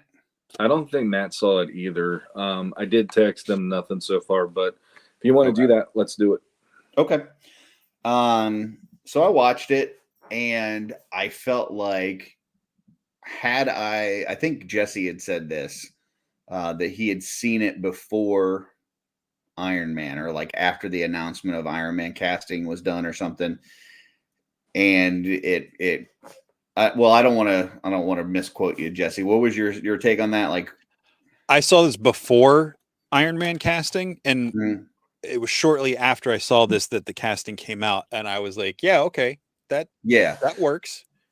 When I watched this, that's the vibe that I got. Like, I watched it and I'm like, okay, if I saw this, if I was a director and I'm, casting for Iron Man and I saw that movie, I would be like, okay, I could definitely see how he could play Tony Stark, because just the wit, the sarcasm, the everything was, I thought it was really good.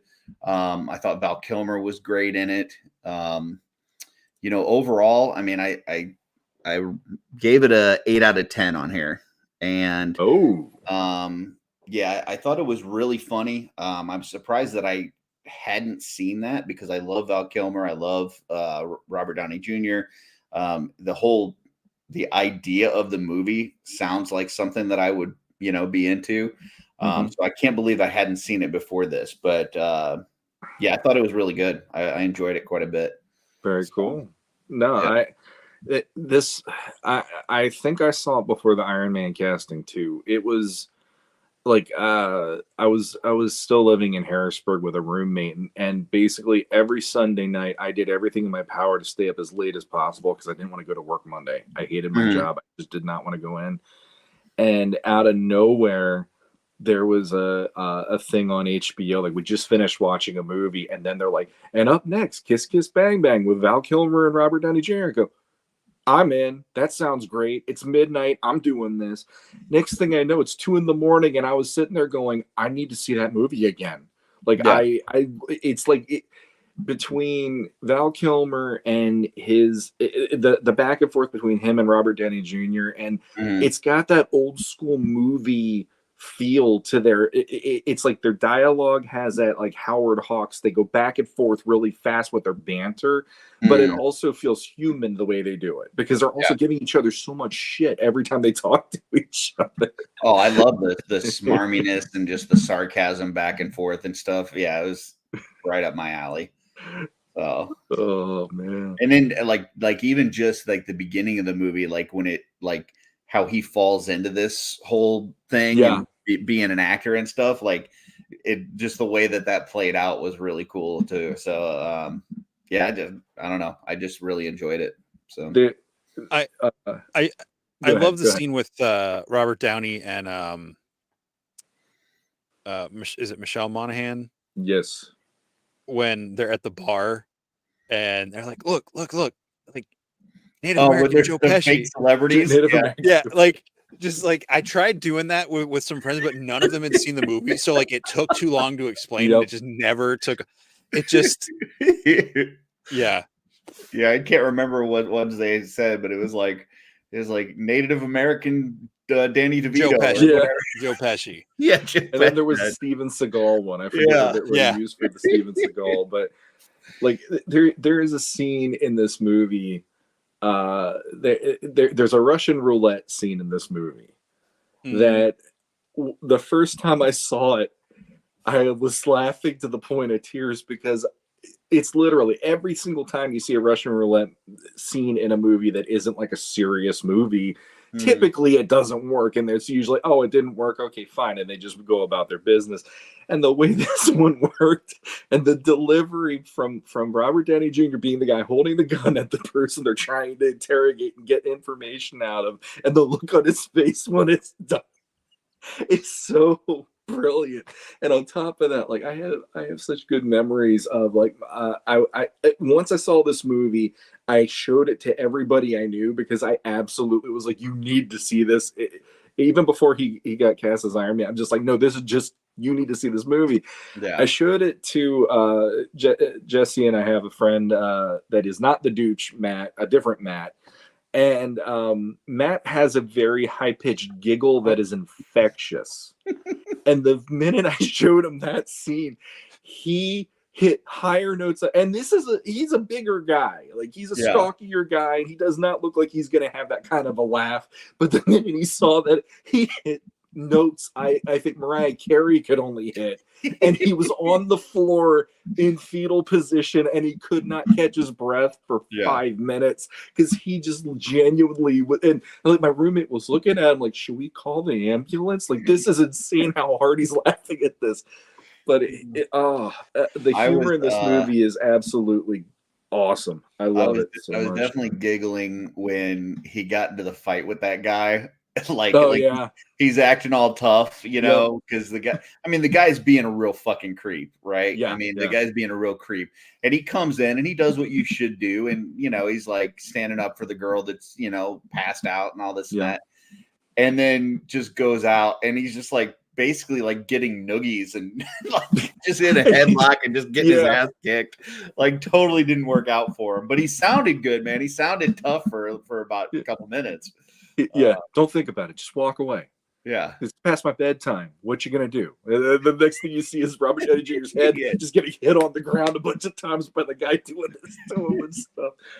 Oh my god! And like just in general, like there's the amount of so. I guess we've been going on the funny parts, but just to give people an idea. So the movie is a first person point of view. Robert Downey Jr.'s character, Harry Lockhart, is telling the movie, and it's kind of like Deadpool in that way. Mm-hmm. He interrupts the movie as a narrator to inject parts of it or just talk about how stupid he is in this scene or whatever, which I love that to begin with because it wasn't something that is as prominent as it is today with like Deadpool, She-Hulk, and some of the other. Yeah, he breaks the fourth wall regularly. Yeah, the fourth wall is broken in this movie, and literally at the end of the movie, he's sitting there at a desk. It's like this has been the whole thing the whole time. He's just telling the story to you, which I love. And then Val Kilmer yells at him for it.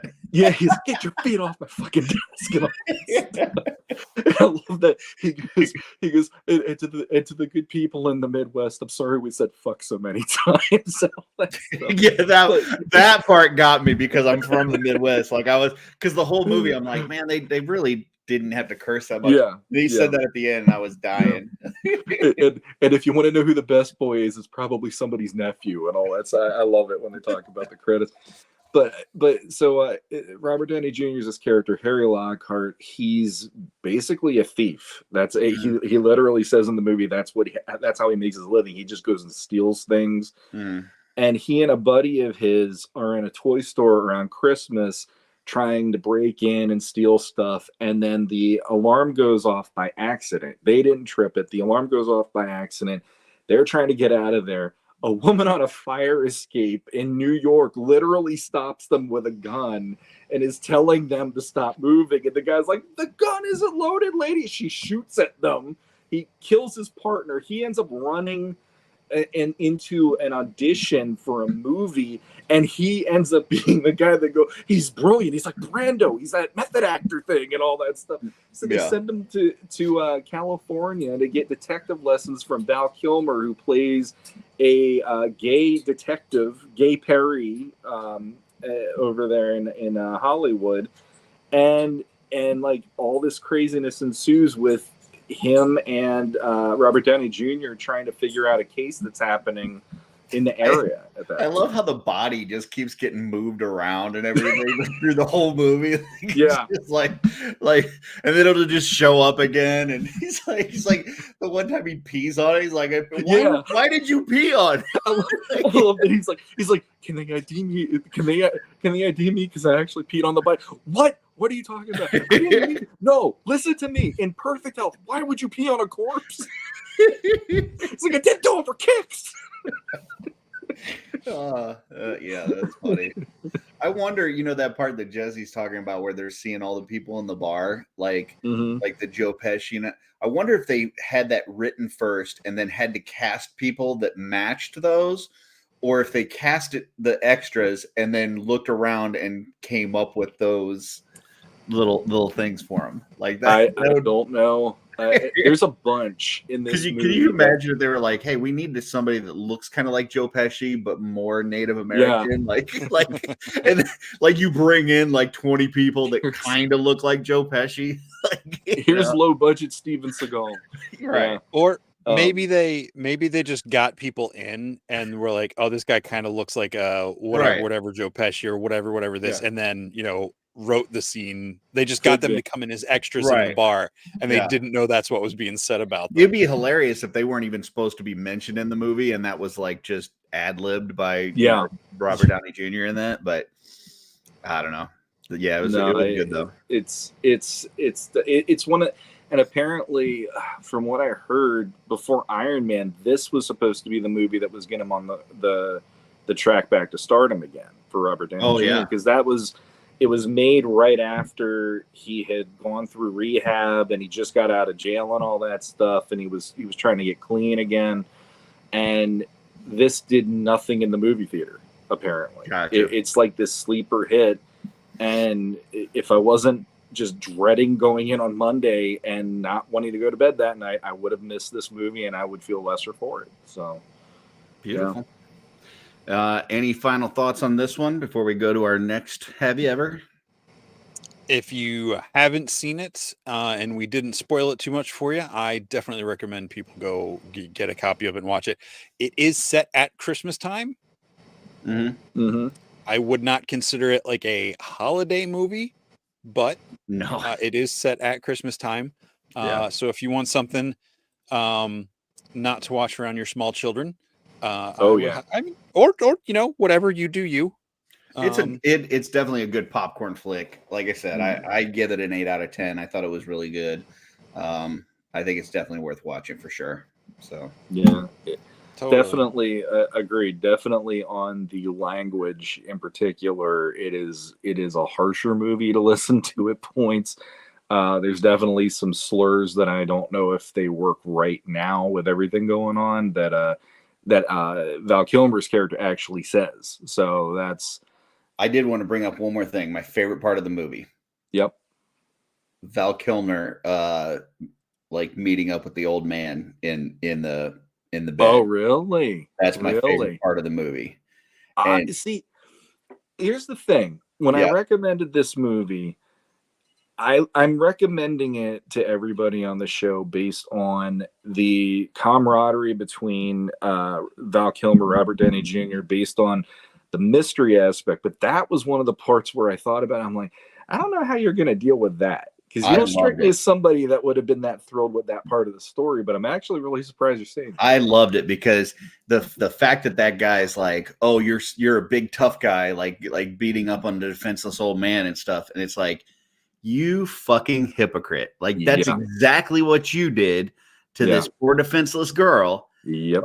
Like that. The only thing that I would have liked better if he would have like just taken him out right there, like just put a pillow over his face or something. But the fact that he just like totally like bitch slaps this guy, and then the guy's like, you know, oh, you're a big tough man, aren't you? You know, like you fucker. That was one of the lines in the movie that just it always stuck with me. The whole, you know, like, well, I buried my daughter today. It's like, you already killed her. It just took this long for the bullet to hit her, you asshat. You know, like, that was a good line. Oh, that's like such a you basically took her life from her early. Yeah. So it's one of those. There's definitely some touchy subject matter, but it's not handled in a way where it's really. It doesn't go too dark. It touches on that matter, and then you still get the rest of the story, and you still get that comedy and the mystery, which I love. So, yeah, and it's a fun detective movie. On top of all that, there aren't many of those lately, except for like the Glass Onion one and Knives Out that I think are really good. So I do have an update, a Dooch update. I asked if he was alive. He replied, technically, yes. He says, sorry, man. I passed out after work. Just woke up. Burnout. I'm not going to make it. So, no Dooch. All right. But that being said, I have the next Have You Ever, and I'm going to make it real easy on you guys. Okay. I'm just going to throw out that Johnny Dangerously. And now you guys can watch it together and make that the Have You Ever. Because I think that would be a good one that I would want to watch again, and I'd love to hear what your guys' thoughts are. So I think that makes it pretty easy. That's cool.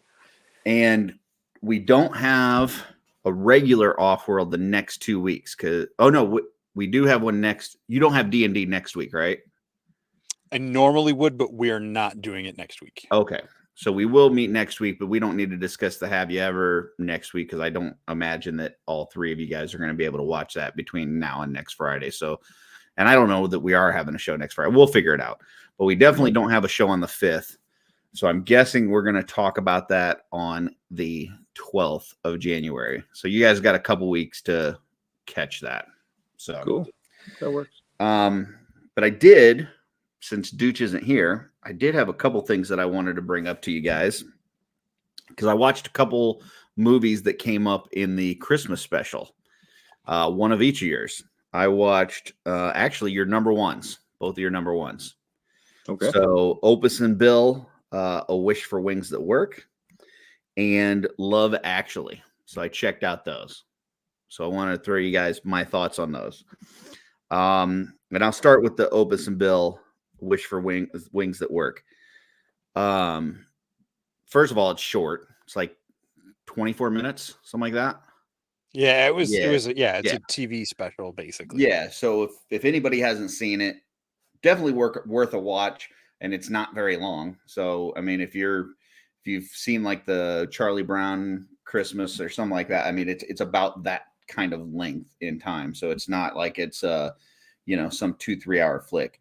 I will say it wouldn't have been my number one for Christmas movie. I don't think it would have made my top 5, but it's cute. I like it. I like the fact that he Opus is the penguin, right? Mm-hmm. Yeah. The fact that he's like the whole time kind of upset that his wings don't allow him to fly, but then he is able to kind of save Christmas and do things based on the fact that he can do things that other people can't, as far as being in the cold water and stuff. So like, it's one of those things where it really helps you to appreciate your differences and just kind of know that you don't necessarily have to be like other folks. You don't have to be, it's okay to be unique. It's okay to be yourself. It's okay to, there's certain things that you can do that other people can't as well. But it was nice at the end to kind of see him get to, be able to fly as well. So that was, it was a nice little treat. Like I said, it was cute. I'd probably give it like a 7 out of 10. Like I said, probably wouldn't make my top 5.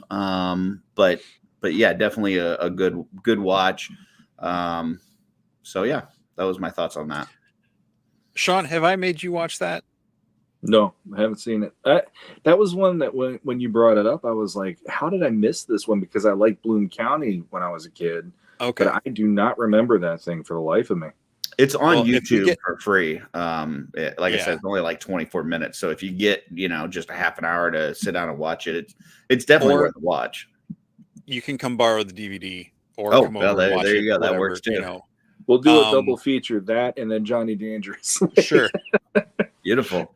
I don't want to give too much of it away. I mean, because it's fairly straightforward, but it's the quirkiness I love about it, is the whole humor I loved about Bloom County. But when his butt literally falls off when he's like brushing his teeth, like, it cracked me up. And then the because it's just like a straight slice, like someone took like a wired slicer, and you just see this like boom, boom, boom, boom, boom, but the whole and it rocks back and forth. The whole like Flightless Birds Anonymous like self group, or self-help group, the little Kiwis going out, oh my Dolores, she left me for an albatross. It's just, that line sounds familiar. Maybe I did see this and I just don't remember it, like the whole thing or whatever. Like I'll probably remember bits and pieces. Maybe it's definitely weird, and it's I can see why. I mean, it's on my top list because it just hit at the right time. I watched it with 2 of my brothers one year, and it just hits that right perfect spot. Like, as far as, because you guys know me, my ratings are like how much it means to me, not necessarily how good that thing is in and of itself. Because so yeah. But yeah, I'm glad you're in the Christmas spirit this week, and it seems like you're being very generous with your comments and approval of this. Yeah, I mean, like I said, it wasn't wasn't the best thing I've ever seen, but it was worth a watch for sure. I mean, both of your movies that were your number ones, I could see from you guys and from your own like perspectives and your own personalities why they were your number ones for sure. Like it totally made sense. So with that being said, going on to Love Actually, which that was your number one, right, Sean, for Christmas? Yep. I fucking love that movie. That, like, I don't say this about too many movies. I think it might be like almost the perfect movie. Like for Christmas movies, I would say 10 out of 10. Like it is Wow. amazing. The only parts that I think I could have used less of. If you're okay, blink twice. the only parts that I could have used less of is kind of the porn, like the nudity parts from The body double moments. Yes. Yeah. I could have I done agree with some completely. Yeah, and not even like they didn't even have to cut those parts, but like just show like from the you know the head and shoulders up. Like some of that I just didn't need.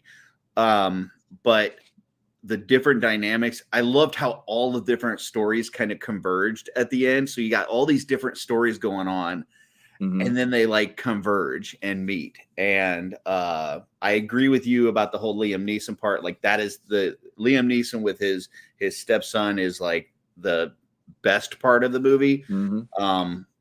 But I loved the who's the British guy, the good looking dude that was the prime minister? Oh, Hugh Grant. Hugh Grant. He was amazing. That whole storyline I loved. The one with the lady and his sister in the movie, Emma Thompson, and she's with Alan. She's with Alan Rickman. Rickman. That part was like I love that they didn't. It wasn't all just gushy and everything's perfect. Like love isn't perfect. You know what I'm saying? Yeah. Like the fact that you got to see all these different aspects of you know, a couple that's in love, but they're kind of wandering, and a guy that's in love with somebody that's unattainable, and a guy that was in love and his wife died, and you know, a guy that's finding love for the first time with this person that, you know, he really shouldn't be in love with because she worked for him. And you've got all these different aspects, and even the kid being in love with the girl that he starts playing the drums, you know, so that he can get with this girl. He can you know, show her that she's important to him. And I think that the acting is great. I think the writing is great. I love the different. I didn't feel like these stories were going to converge. I felt like they were just going to be different stories all the way through, and it was. You know, because you had said like you're probably going to like some of them and maybe not so much others. The fact that they kind of converged at the end was like I was already at that point. I was like, man, I'm really loving this movie. And then that happened, and I'm like, this thing is in my list every year to watch for Christmas now.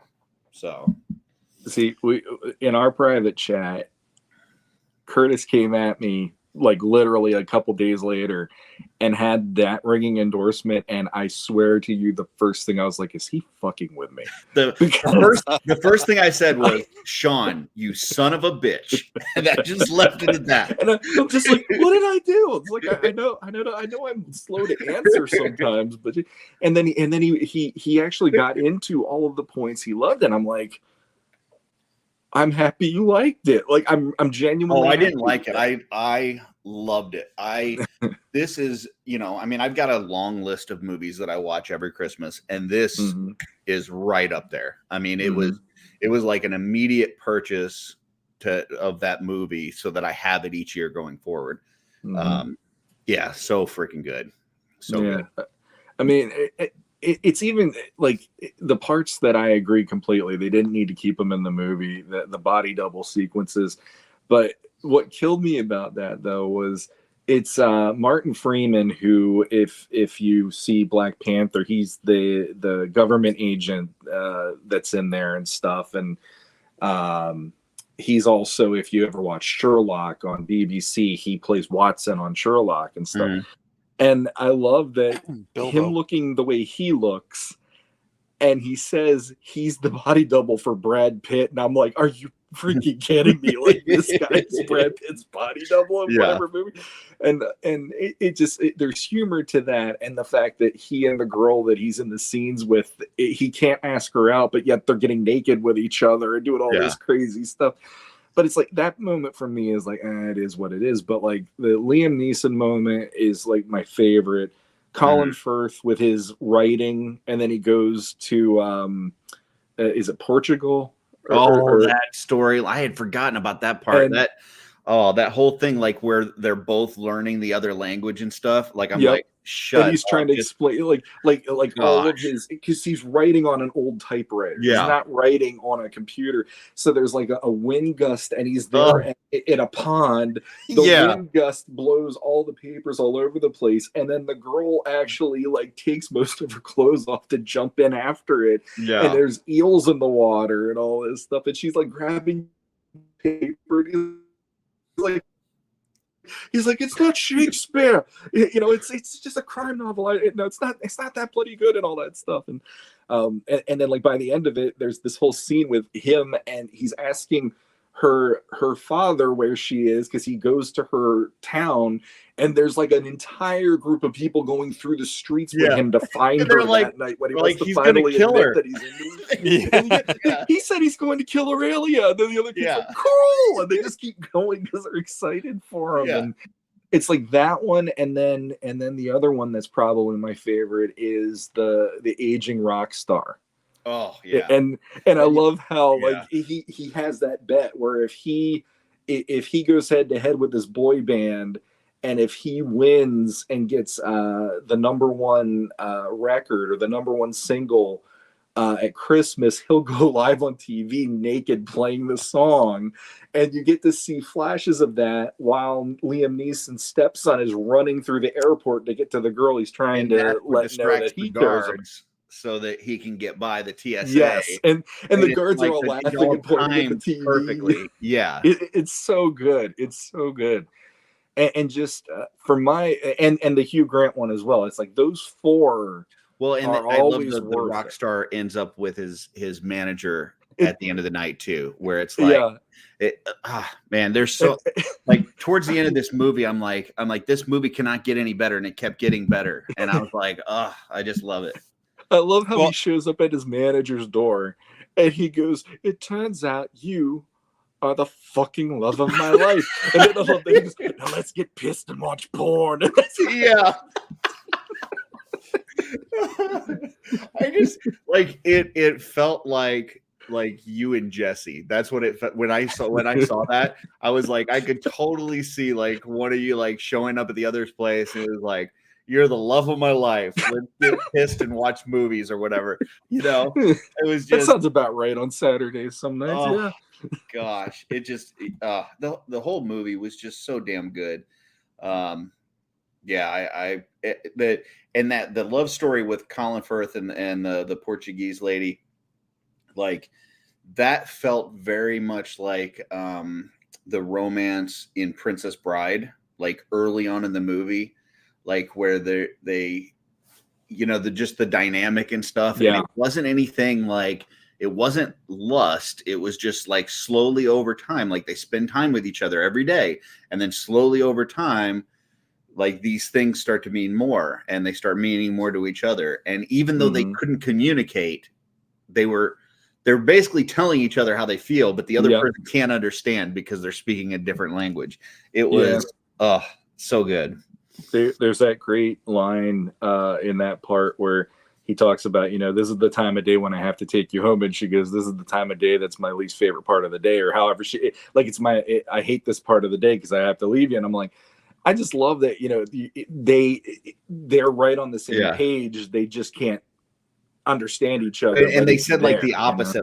You know? Like one of them said, this is my least favorite part of the day because you have to leave. And then the other one said, this is my favorite part of the day because I get to take a ride with you. You know? And it's like the whole glass is half full, glass is half empty. Like it's the same situation, and they both like each other, but they're looking at it differently. Like one is like the loss of you going away, and the other one is, well, we get to spend this time together, and I'm enjoying this moment in time. To me, like I had no idea what this movie was about. I didn't understand, like the name of the movie just sounded stupid to me. Like I'm like, Love Actually, what the fuck is this? And how is this going to be a Christmas movie? It didn't seem like Christmas at all.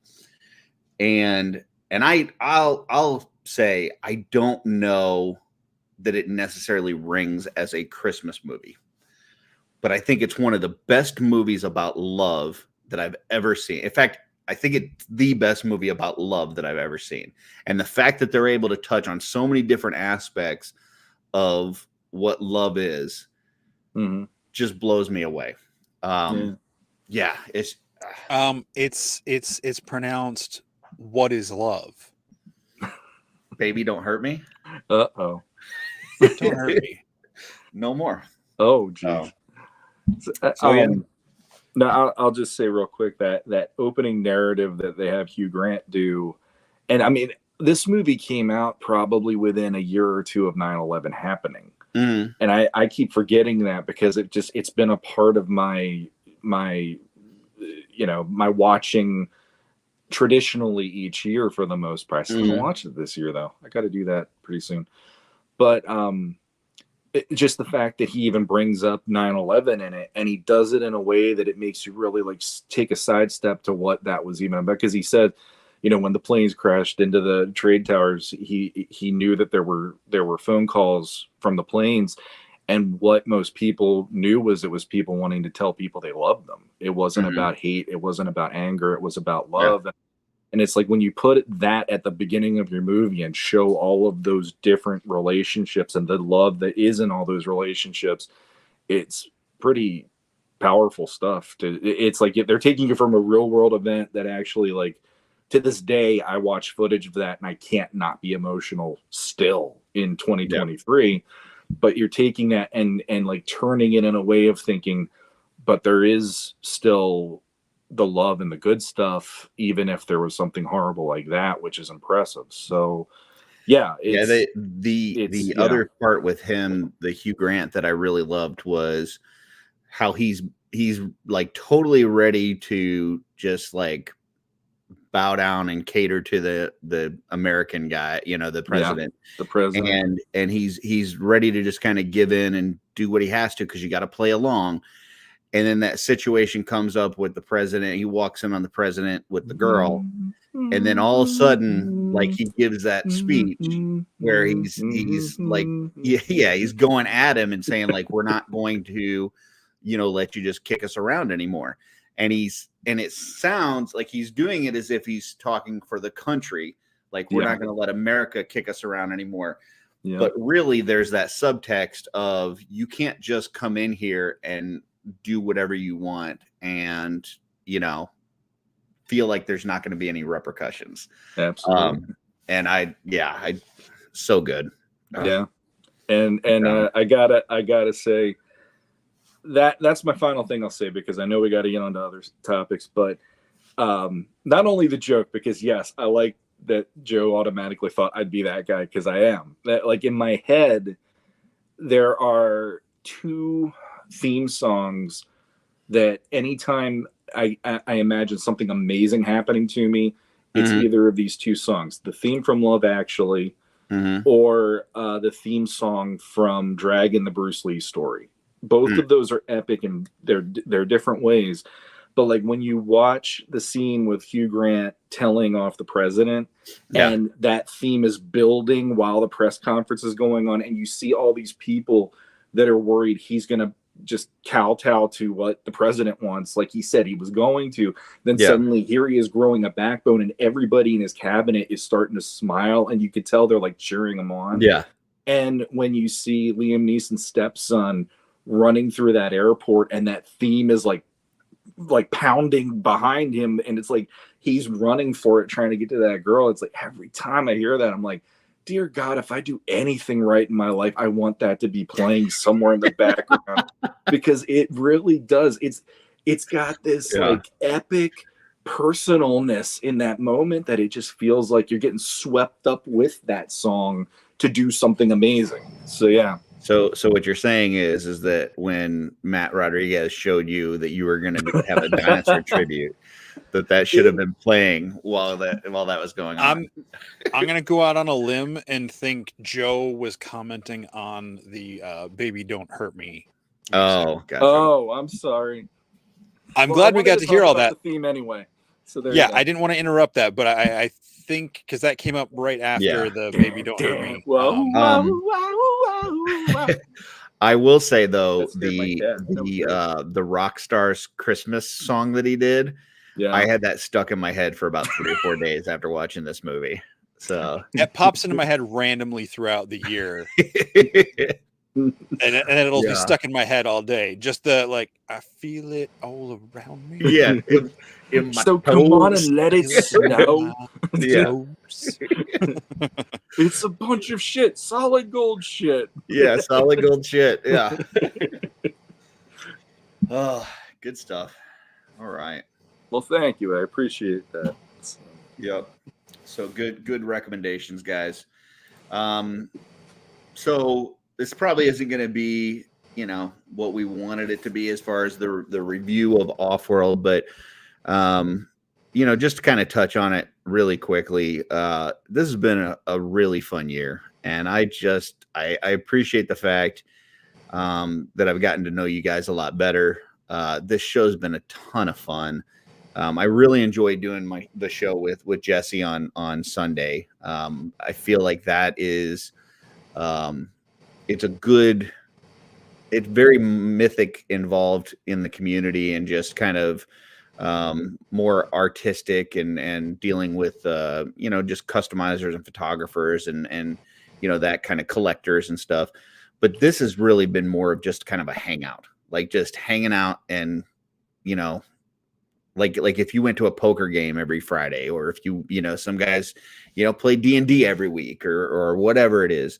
This has been a cool hangout. So getting to know you guys this year and having a fun and doing the 2.0 things, all the people that have joined us for 2.0, and it's just been a great time. And closing out Legions Con, man, that's probably the highlight of my year, is just closing out Legions Con with you guys and doing that show. So yeah, I really enjoyed it, and I'm looking forward to what 2024 brings. So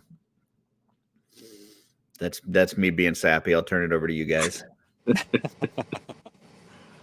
Well, I've got the videos all pulled up over here, and we only got, counting this one, 16 official OffWorld episodes, not counting the 2.0s and all that stuff. But yeah, it's been, just looking back over, the off book, off script, OffWorld episode 1, Friday Night Fallout,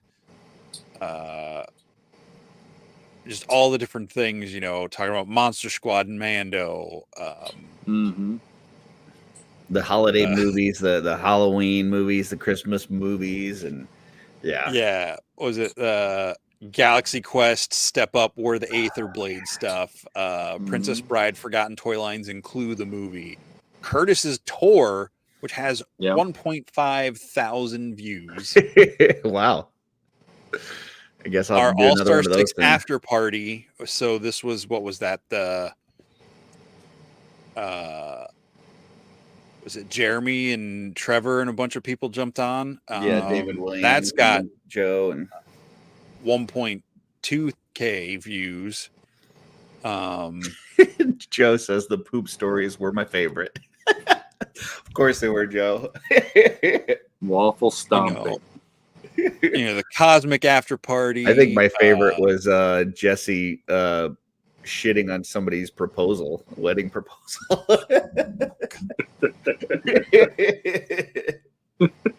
Oh, yeah. Yeah, just looking at all these pictures, like all the different covers that we all made, and like some of the Mondo Battle Cat review you guys did. Your lives from Legions Con, like Sean, you get in that whole video where you get revealed Skavar, yeah. Matt Rod trying to get us all to watch The Tick. Yeah, that was fun. Just so much good stuff. Total of 39 videos, despite only having 16 regular episodes. So I mean, that's not a bad. We had quite a few specials, and the 2.0 stuff was really fun. The interview process, the just having those guys on to talk about different things. We've done what, 2 or 3 of those after parties now for the Four Horsemen reveals and things. Like, yeah, it's been a lot of fun for sure. You can almost call us the cleaning crew. We come in after it's all over. There you go. Yeah, the after party, or the what do they call it in the John Wick movies? Was it dinner reservation? Yeah. Where they call in for the cleaning crew or whatever. Yeah. Good stuff. And yes, D&D. I started talking with Pete. It didn't get anywhere yet. I'm not saying that's not going to happen, but I think I'm going to go out on a limb and get my own party put together. And it's just going to be finding the people who can make the time that works for me to DM it. And so it's in the works, Curtis. Beautiful. And Sean, if you're interested, I don't know how interested in time-wise available you are, but if you're interested. It depends on scheduling, but I'd be tempted to, just because I haven't really done it before, other than the one time that we did on what channel was that? We did the Mythic Legions version of it. Oh, with on Toy Domination. Yeah, we did that. Yeah, and I was like, hey, that was fun enough that I would try that again. Although basically the only thing I kept doing was just go in there and just hit something, and that was about the extent of my, whatever. But no, like this show. I guess what I'll say, this show is definitely, like, I started doing podcasts with Council of the First Ones. Then the Dooch and I started Legends of Grayskull, and all I've been talking is He-Man for like 4 years. Yeah. 5 years, something like that. And as much as I like He-Man, and as much as Masters is something that, it's always been that first love of mine since childhood. Like, that's the first toy line I discovered, and that was the most meaningful toy line to me. Growing up with, Turtles and I'd say probably Ghostbusters or Transformers being really close behind there. But for me, it's like, there's only so much He-Man I want to talk about. There's a lot of other stuff out there. Mythic Legion started bleeding into Legends of Grayskull a lot of the time. And so, doing something like this is just more interesting to me, because so here's something I haven't shared with anybody, and I think you guys will find it funny. I was telling my wife about how on the Have You Ever I watched Dream Team. I was explaining to her what the movie was about, and I said, yeah, I actually, there's this really cool, like, endearingness about that movie. I'm glad I got to watch it. She goes, somebody made you watch something you never saw before? I go, yeah, Curtis did.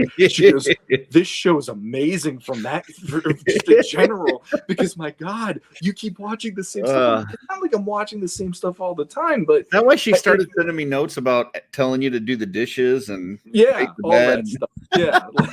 Why can't he use the vacuum every now and then? I get Curtis to read. Curtis gets Sean to watch movies and do the dishes. There you go.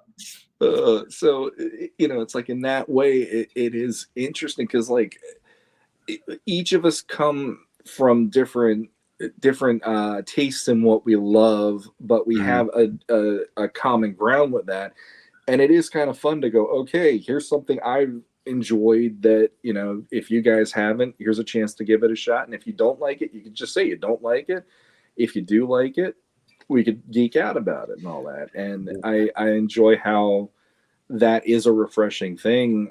I do agree with Curtis on the aspect of, if it involves like a novel, I'm kind of out, because I don't have time. Because when the douche did that, the book one that we had to do, I got through maybe half of it through audiobook, and I'm like, I'm just going to go in with what I got, and that's all I can do, because even if I'm working listening to that, I feel like I'm not paying attention properly to understand everything that I should. And that just freaks me out. But yeah, I mean, I've known Jesse forever. I've known Douche for a few years now. And like Curtis, I've known of you because of Podcasters of the Universe, but I never really interacted with you until we started this. And now there's this feeling of like, well, I thought you would be the hardest one to crack, And now that we got Love Actually under our belts and Kiss Kiss Bang Bang under our belts, I'm like, I feel like he and I are on the same page a bit more. And it's like, okay, I got to see the softer side of Curtis now. Well, and it's you talk about like, you've been talking Masters for all these years and stuff, and it's nice to be able to talk other things. I really enjoyed talking with you about Superman, like finding out how much you're interested in that character, and that was a big character for me growing up. So having kind of those discussions has been cool too. So it's neat as we go along and we kind of see, learn a little bit more about each other and what our interests are and stuff. To this whole off-world thing where we can really talk about anything has been a lot of fun for sure. Absolutely. Oh, and really quick, it was a while ago, but Trevor asked if any of us saw I Love You, Man.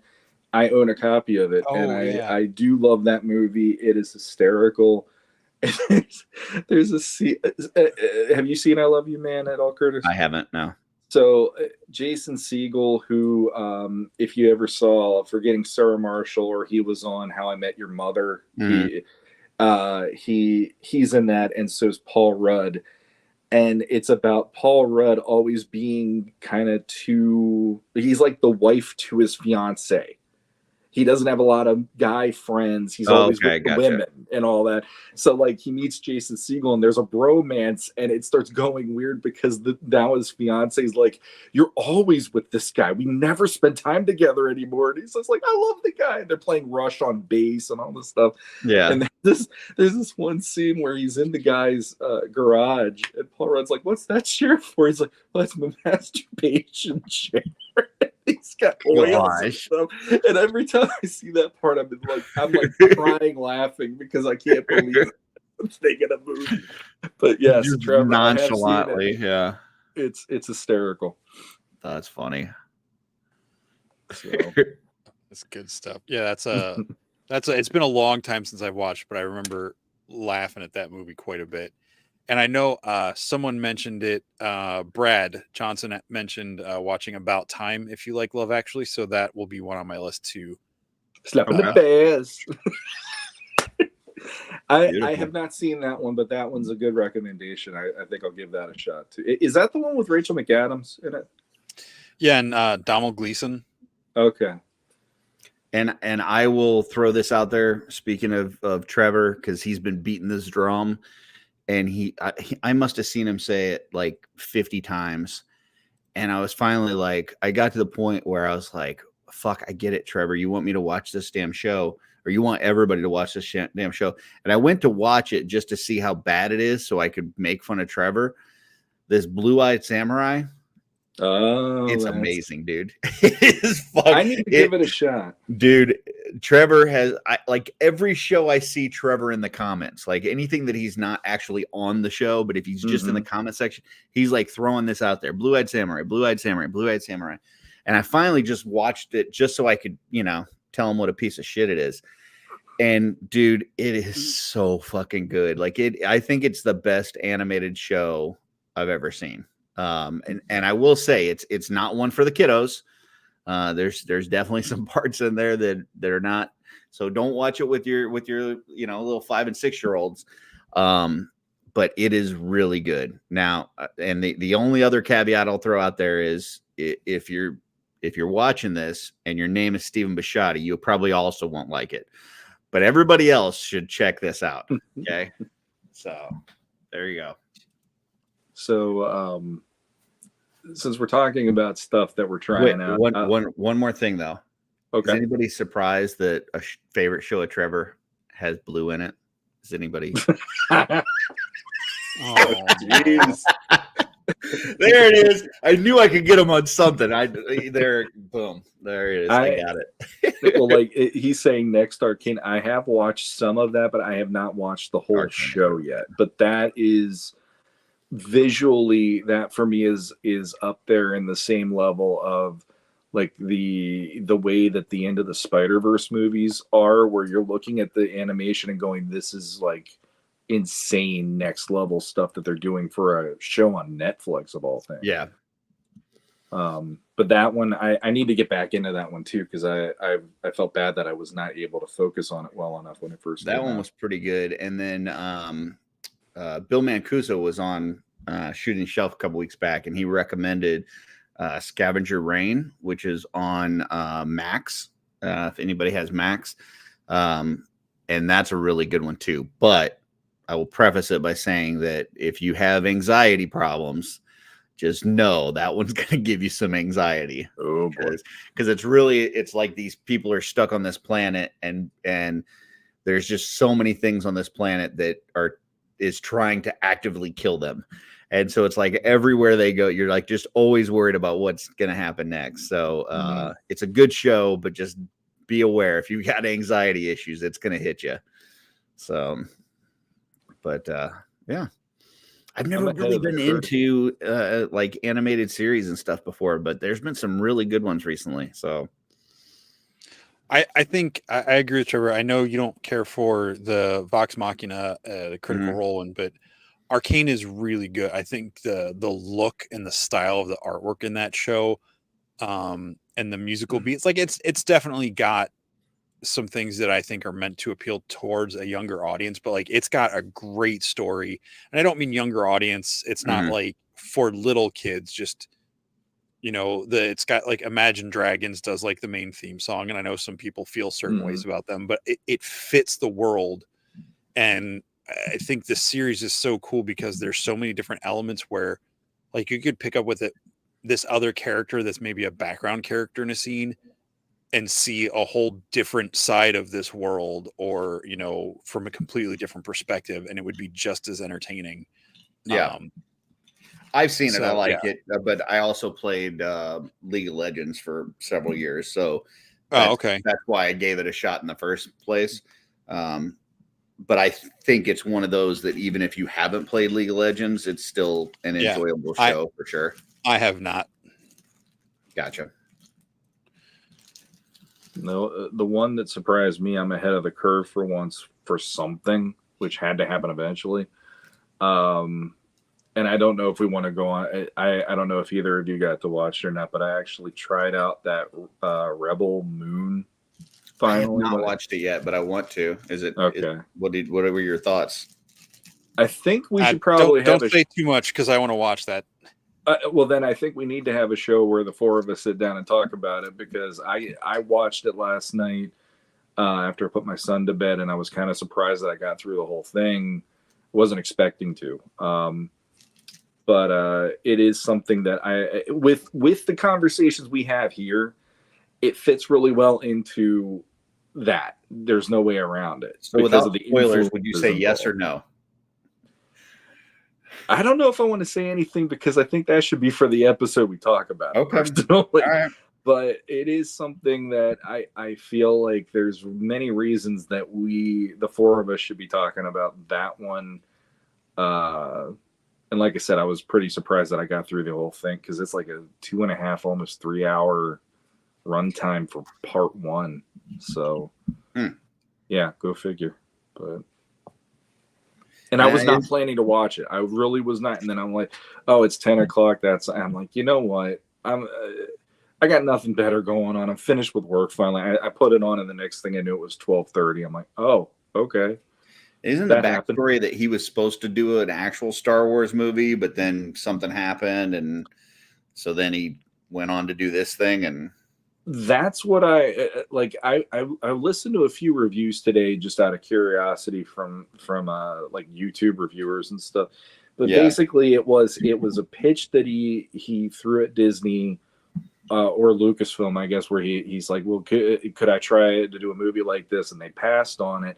So then the way that the reviewers say, which I kind of like this, is he kind of just shaved off the serial numbers on certain aspects of it, and he just made it his own thing. Yeah. Which, for me watching it, I was sitting there going, this is not as Star Wars feeling as this. Like, it feels more Star Wars when you see the trailers and when people talk about it. But the one thing I will say for anybody who hasn't seen it, and I don't think this is going to spoil it at all, is don't go into it thinking about Star Wars. Go into it with the mindset that this is actually him riffing on either Seven Samurai or Magnificent Seven. Okay. Or, for anyone out there who's never seen those but has kids, Bug's Life. Boom. Okay. That will blow your mind, the fact that I'm going to that, of all things, a Pixar movie to explain that one. But that basically is the modern retelling of both of those movies. Sounds good. Okay. So there you go. Also, just a little shout out. Man, Valiant Knight, still freaking amazing. Like, this is, people, if you don't have one of these things, this is like the ultimate desk figure. Like, there is no, I've never had a figure that is more just, I just want to mess around with and just leave it on the desk constantly than this. So I know that's off subject, but well, I mean, we're looking back. That is something that we had in 2023. I mean, like for me, I was thinking about that. Like, were there figures? Like, I don't want to do a top whatever list of figures because I'm able to buy every single thing or whatever. But like, I mean, this year for me in particular, I mean, just getting the Mondo Battle Cat was a hell of a awesome moment. It just, you know, that's a hell of a beautiful piece in the collection.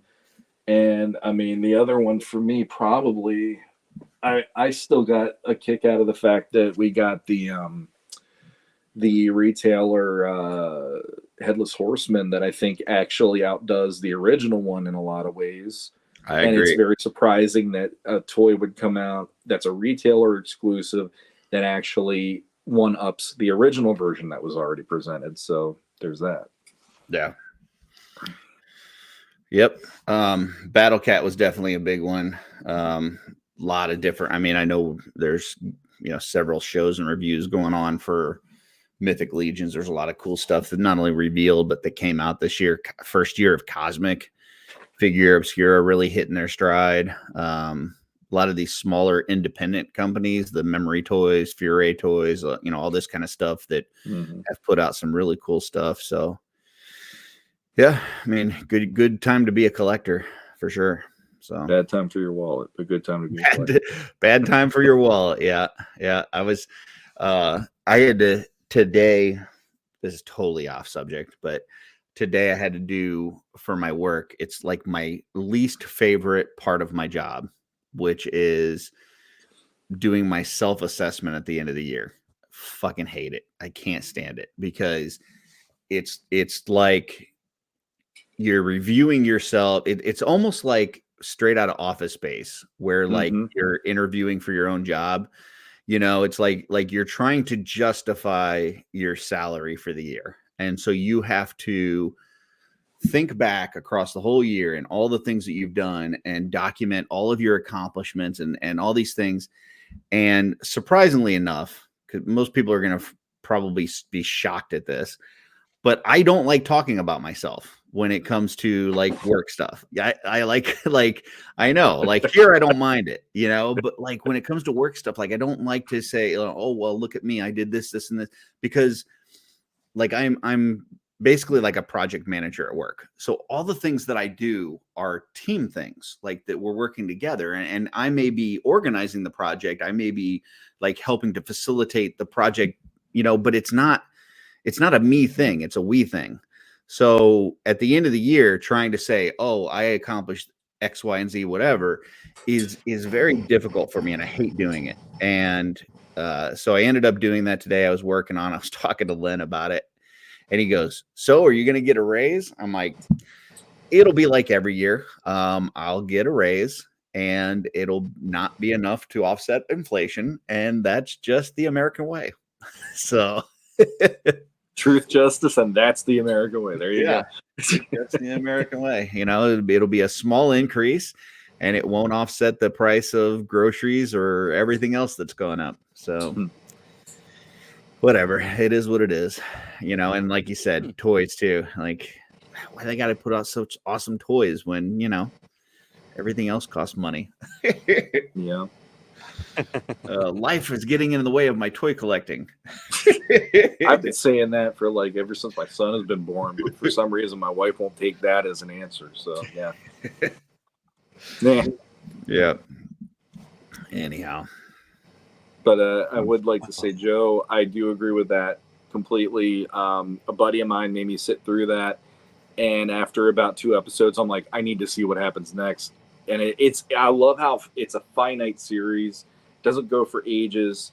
There's a certain amount of episodes, and there's a movie. Great. I agree, one of the greatest I haven't seen that I've that ever one. seen. What's the one, Jesse, with the man? I only watched like a couple episodes with the kid that has like the stretchy limbs and stuff. One Piece. I've not watched the Yes. anime. I watched Yeah. the live action remake of One Piece, and I love that. I've See, not I watched. couldn't get into that one. I don't think I'm going to try the anime version of it, but I do need to watch the anime version of Cowboy Bebop. I did watch the live action, and I thought it was good. But I definitely want to go back and watch the actual animated one at some point. I watched, I think, 1 or 2 episodes of the live action, and I couldn't get through it because Cowboy Bebop is one of those shows that it should only be told the way that it was originally told, in my opinion. So I know the fan casting for years until they finally got a live action one off the ground was Keanu Reeves to play Spike. And when they got the dude, I forget his name now, he played Sulu in the new Star Trek movies and stuff. When they got him, I'm like, no. Like, was it John Cho? John Cho. And I mean, he wasn't bad when I watched it, but there is a vibe to that character he just does not have. And when you see the anime, you see this is how they're meant to be, and that's what gets you sucked into it even more, because those characters are just the way they were intended, instead of the live action ones where you kind of have to jump through hoops maybe to go, okay, I can see it now. This is who this is or whatever. So, have you guys seen Berserk? No. Travis was telling me I got to watch that one. He said it's basically like Mythic Legion in an animated show. So I don't know. I'll check that one out too. I got to get back to watching Vinland Saga too. There is I was caught up to, so like they put out the episodes, but like they're originally in Japanese, and then they dub them over into English. And like I got to a point where I caught up with all the ones that they had dubbed. And so then everything after that was just in Japanese. And I was like, I can't just do the subtitles, like reading the whole time. So I had to stop. But I need to go back and watch that because I really did enjoy that series too. So. And real quick, Andy the Collector, Cowboy Bebop, there's no Ed and Ein in the live action. I don't know if there is not either.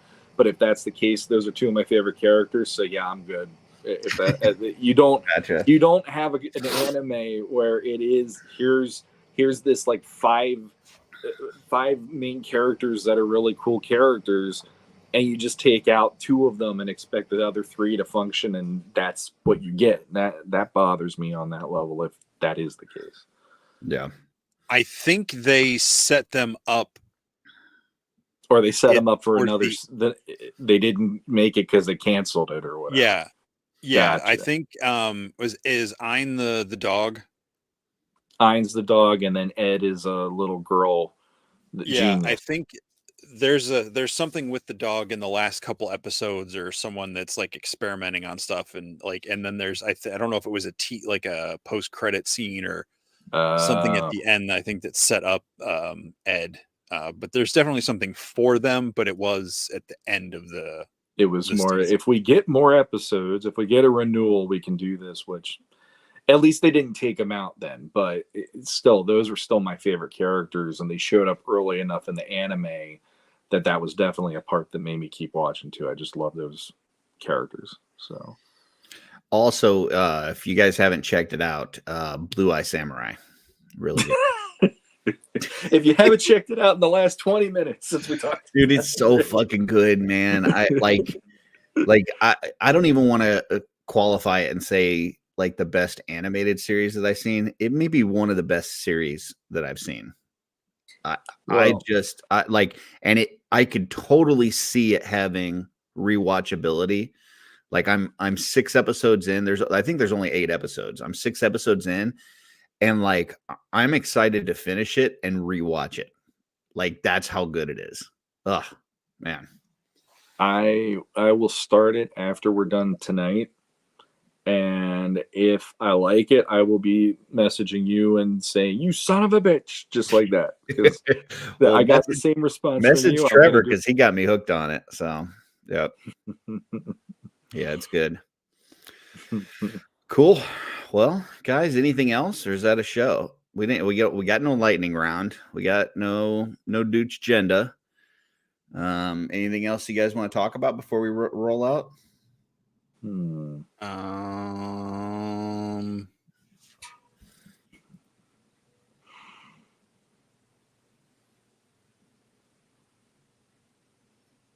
Nope. I think I'm good. All right. Well, then, everybody have a Merry Christmas, and God bless us, everyone. All right. Until next time. See you guys.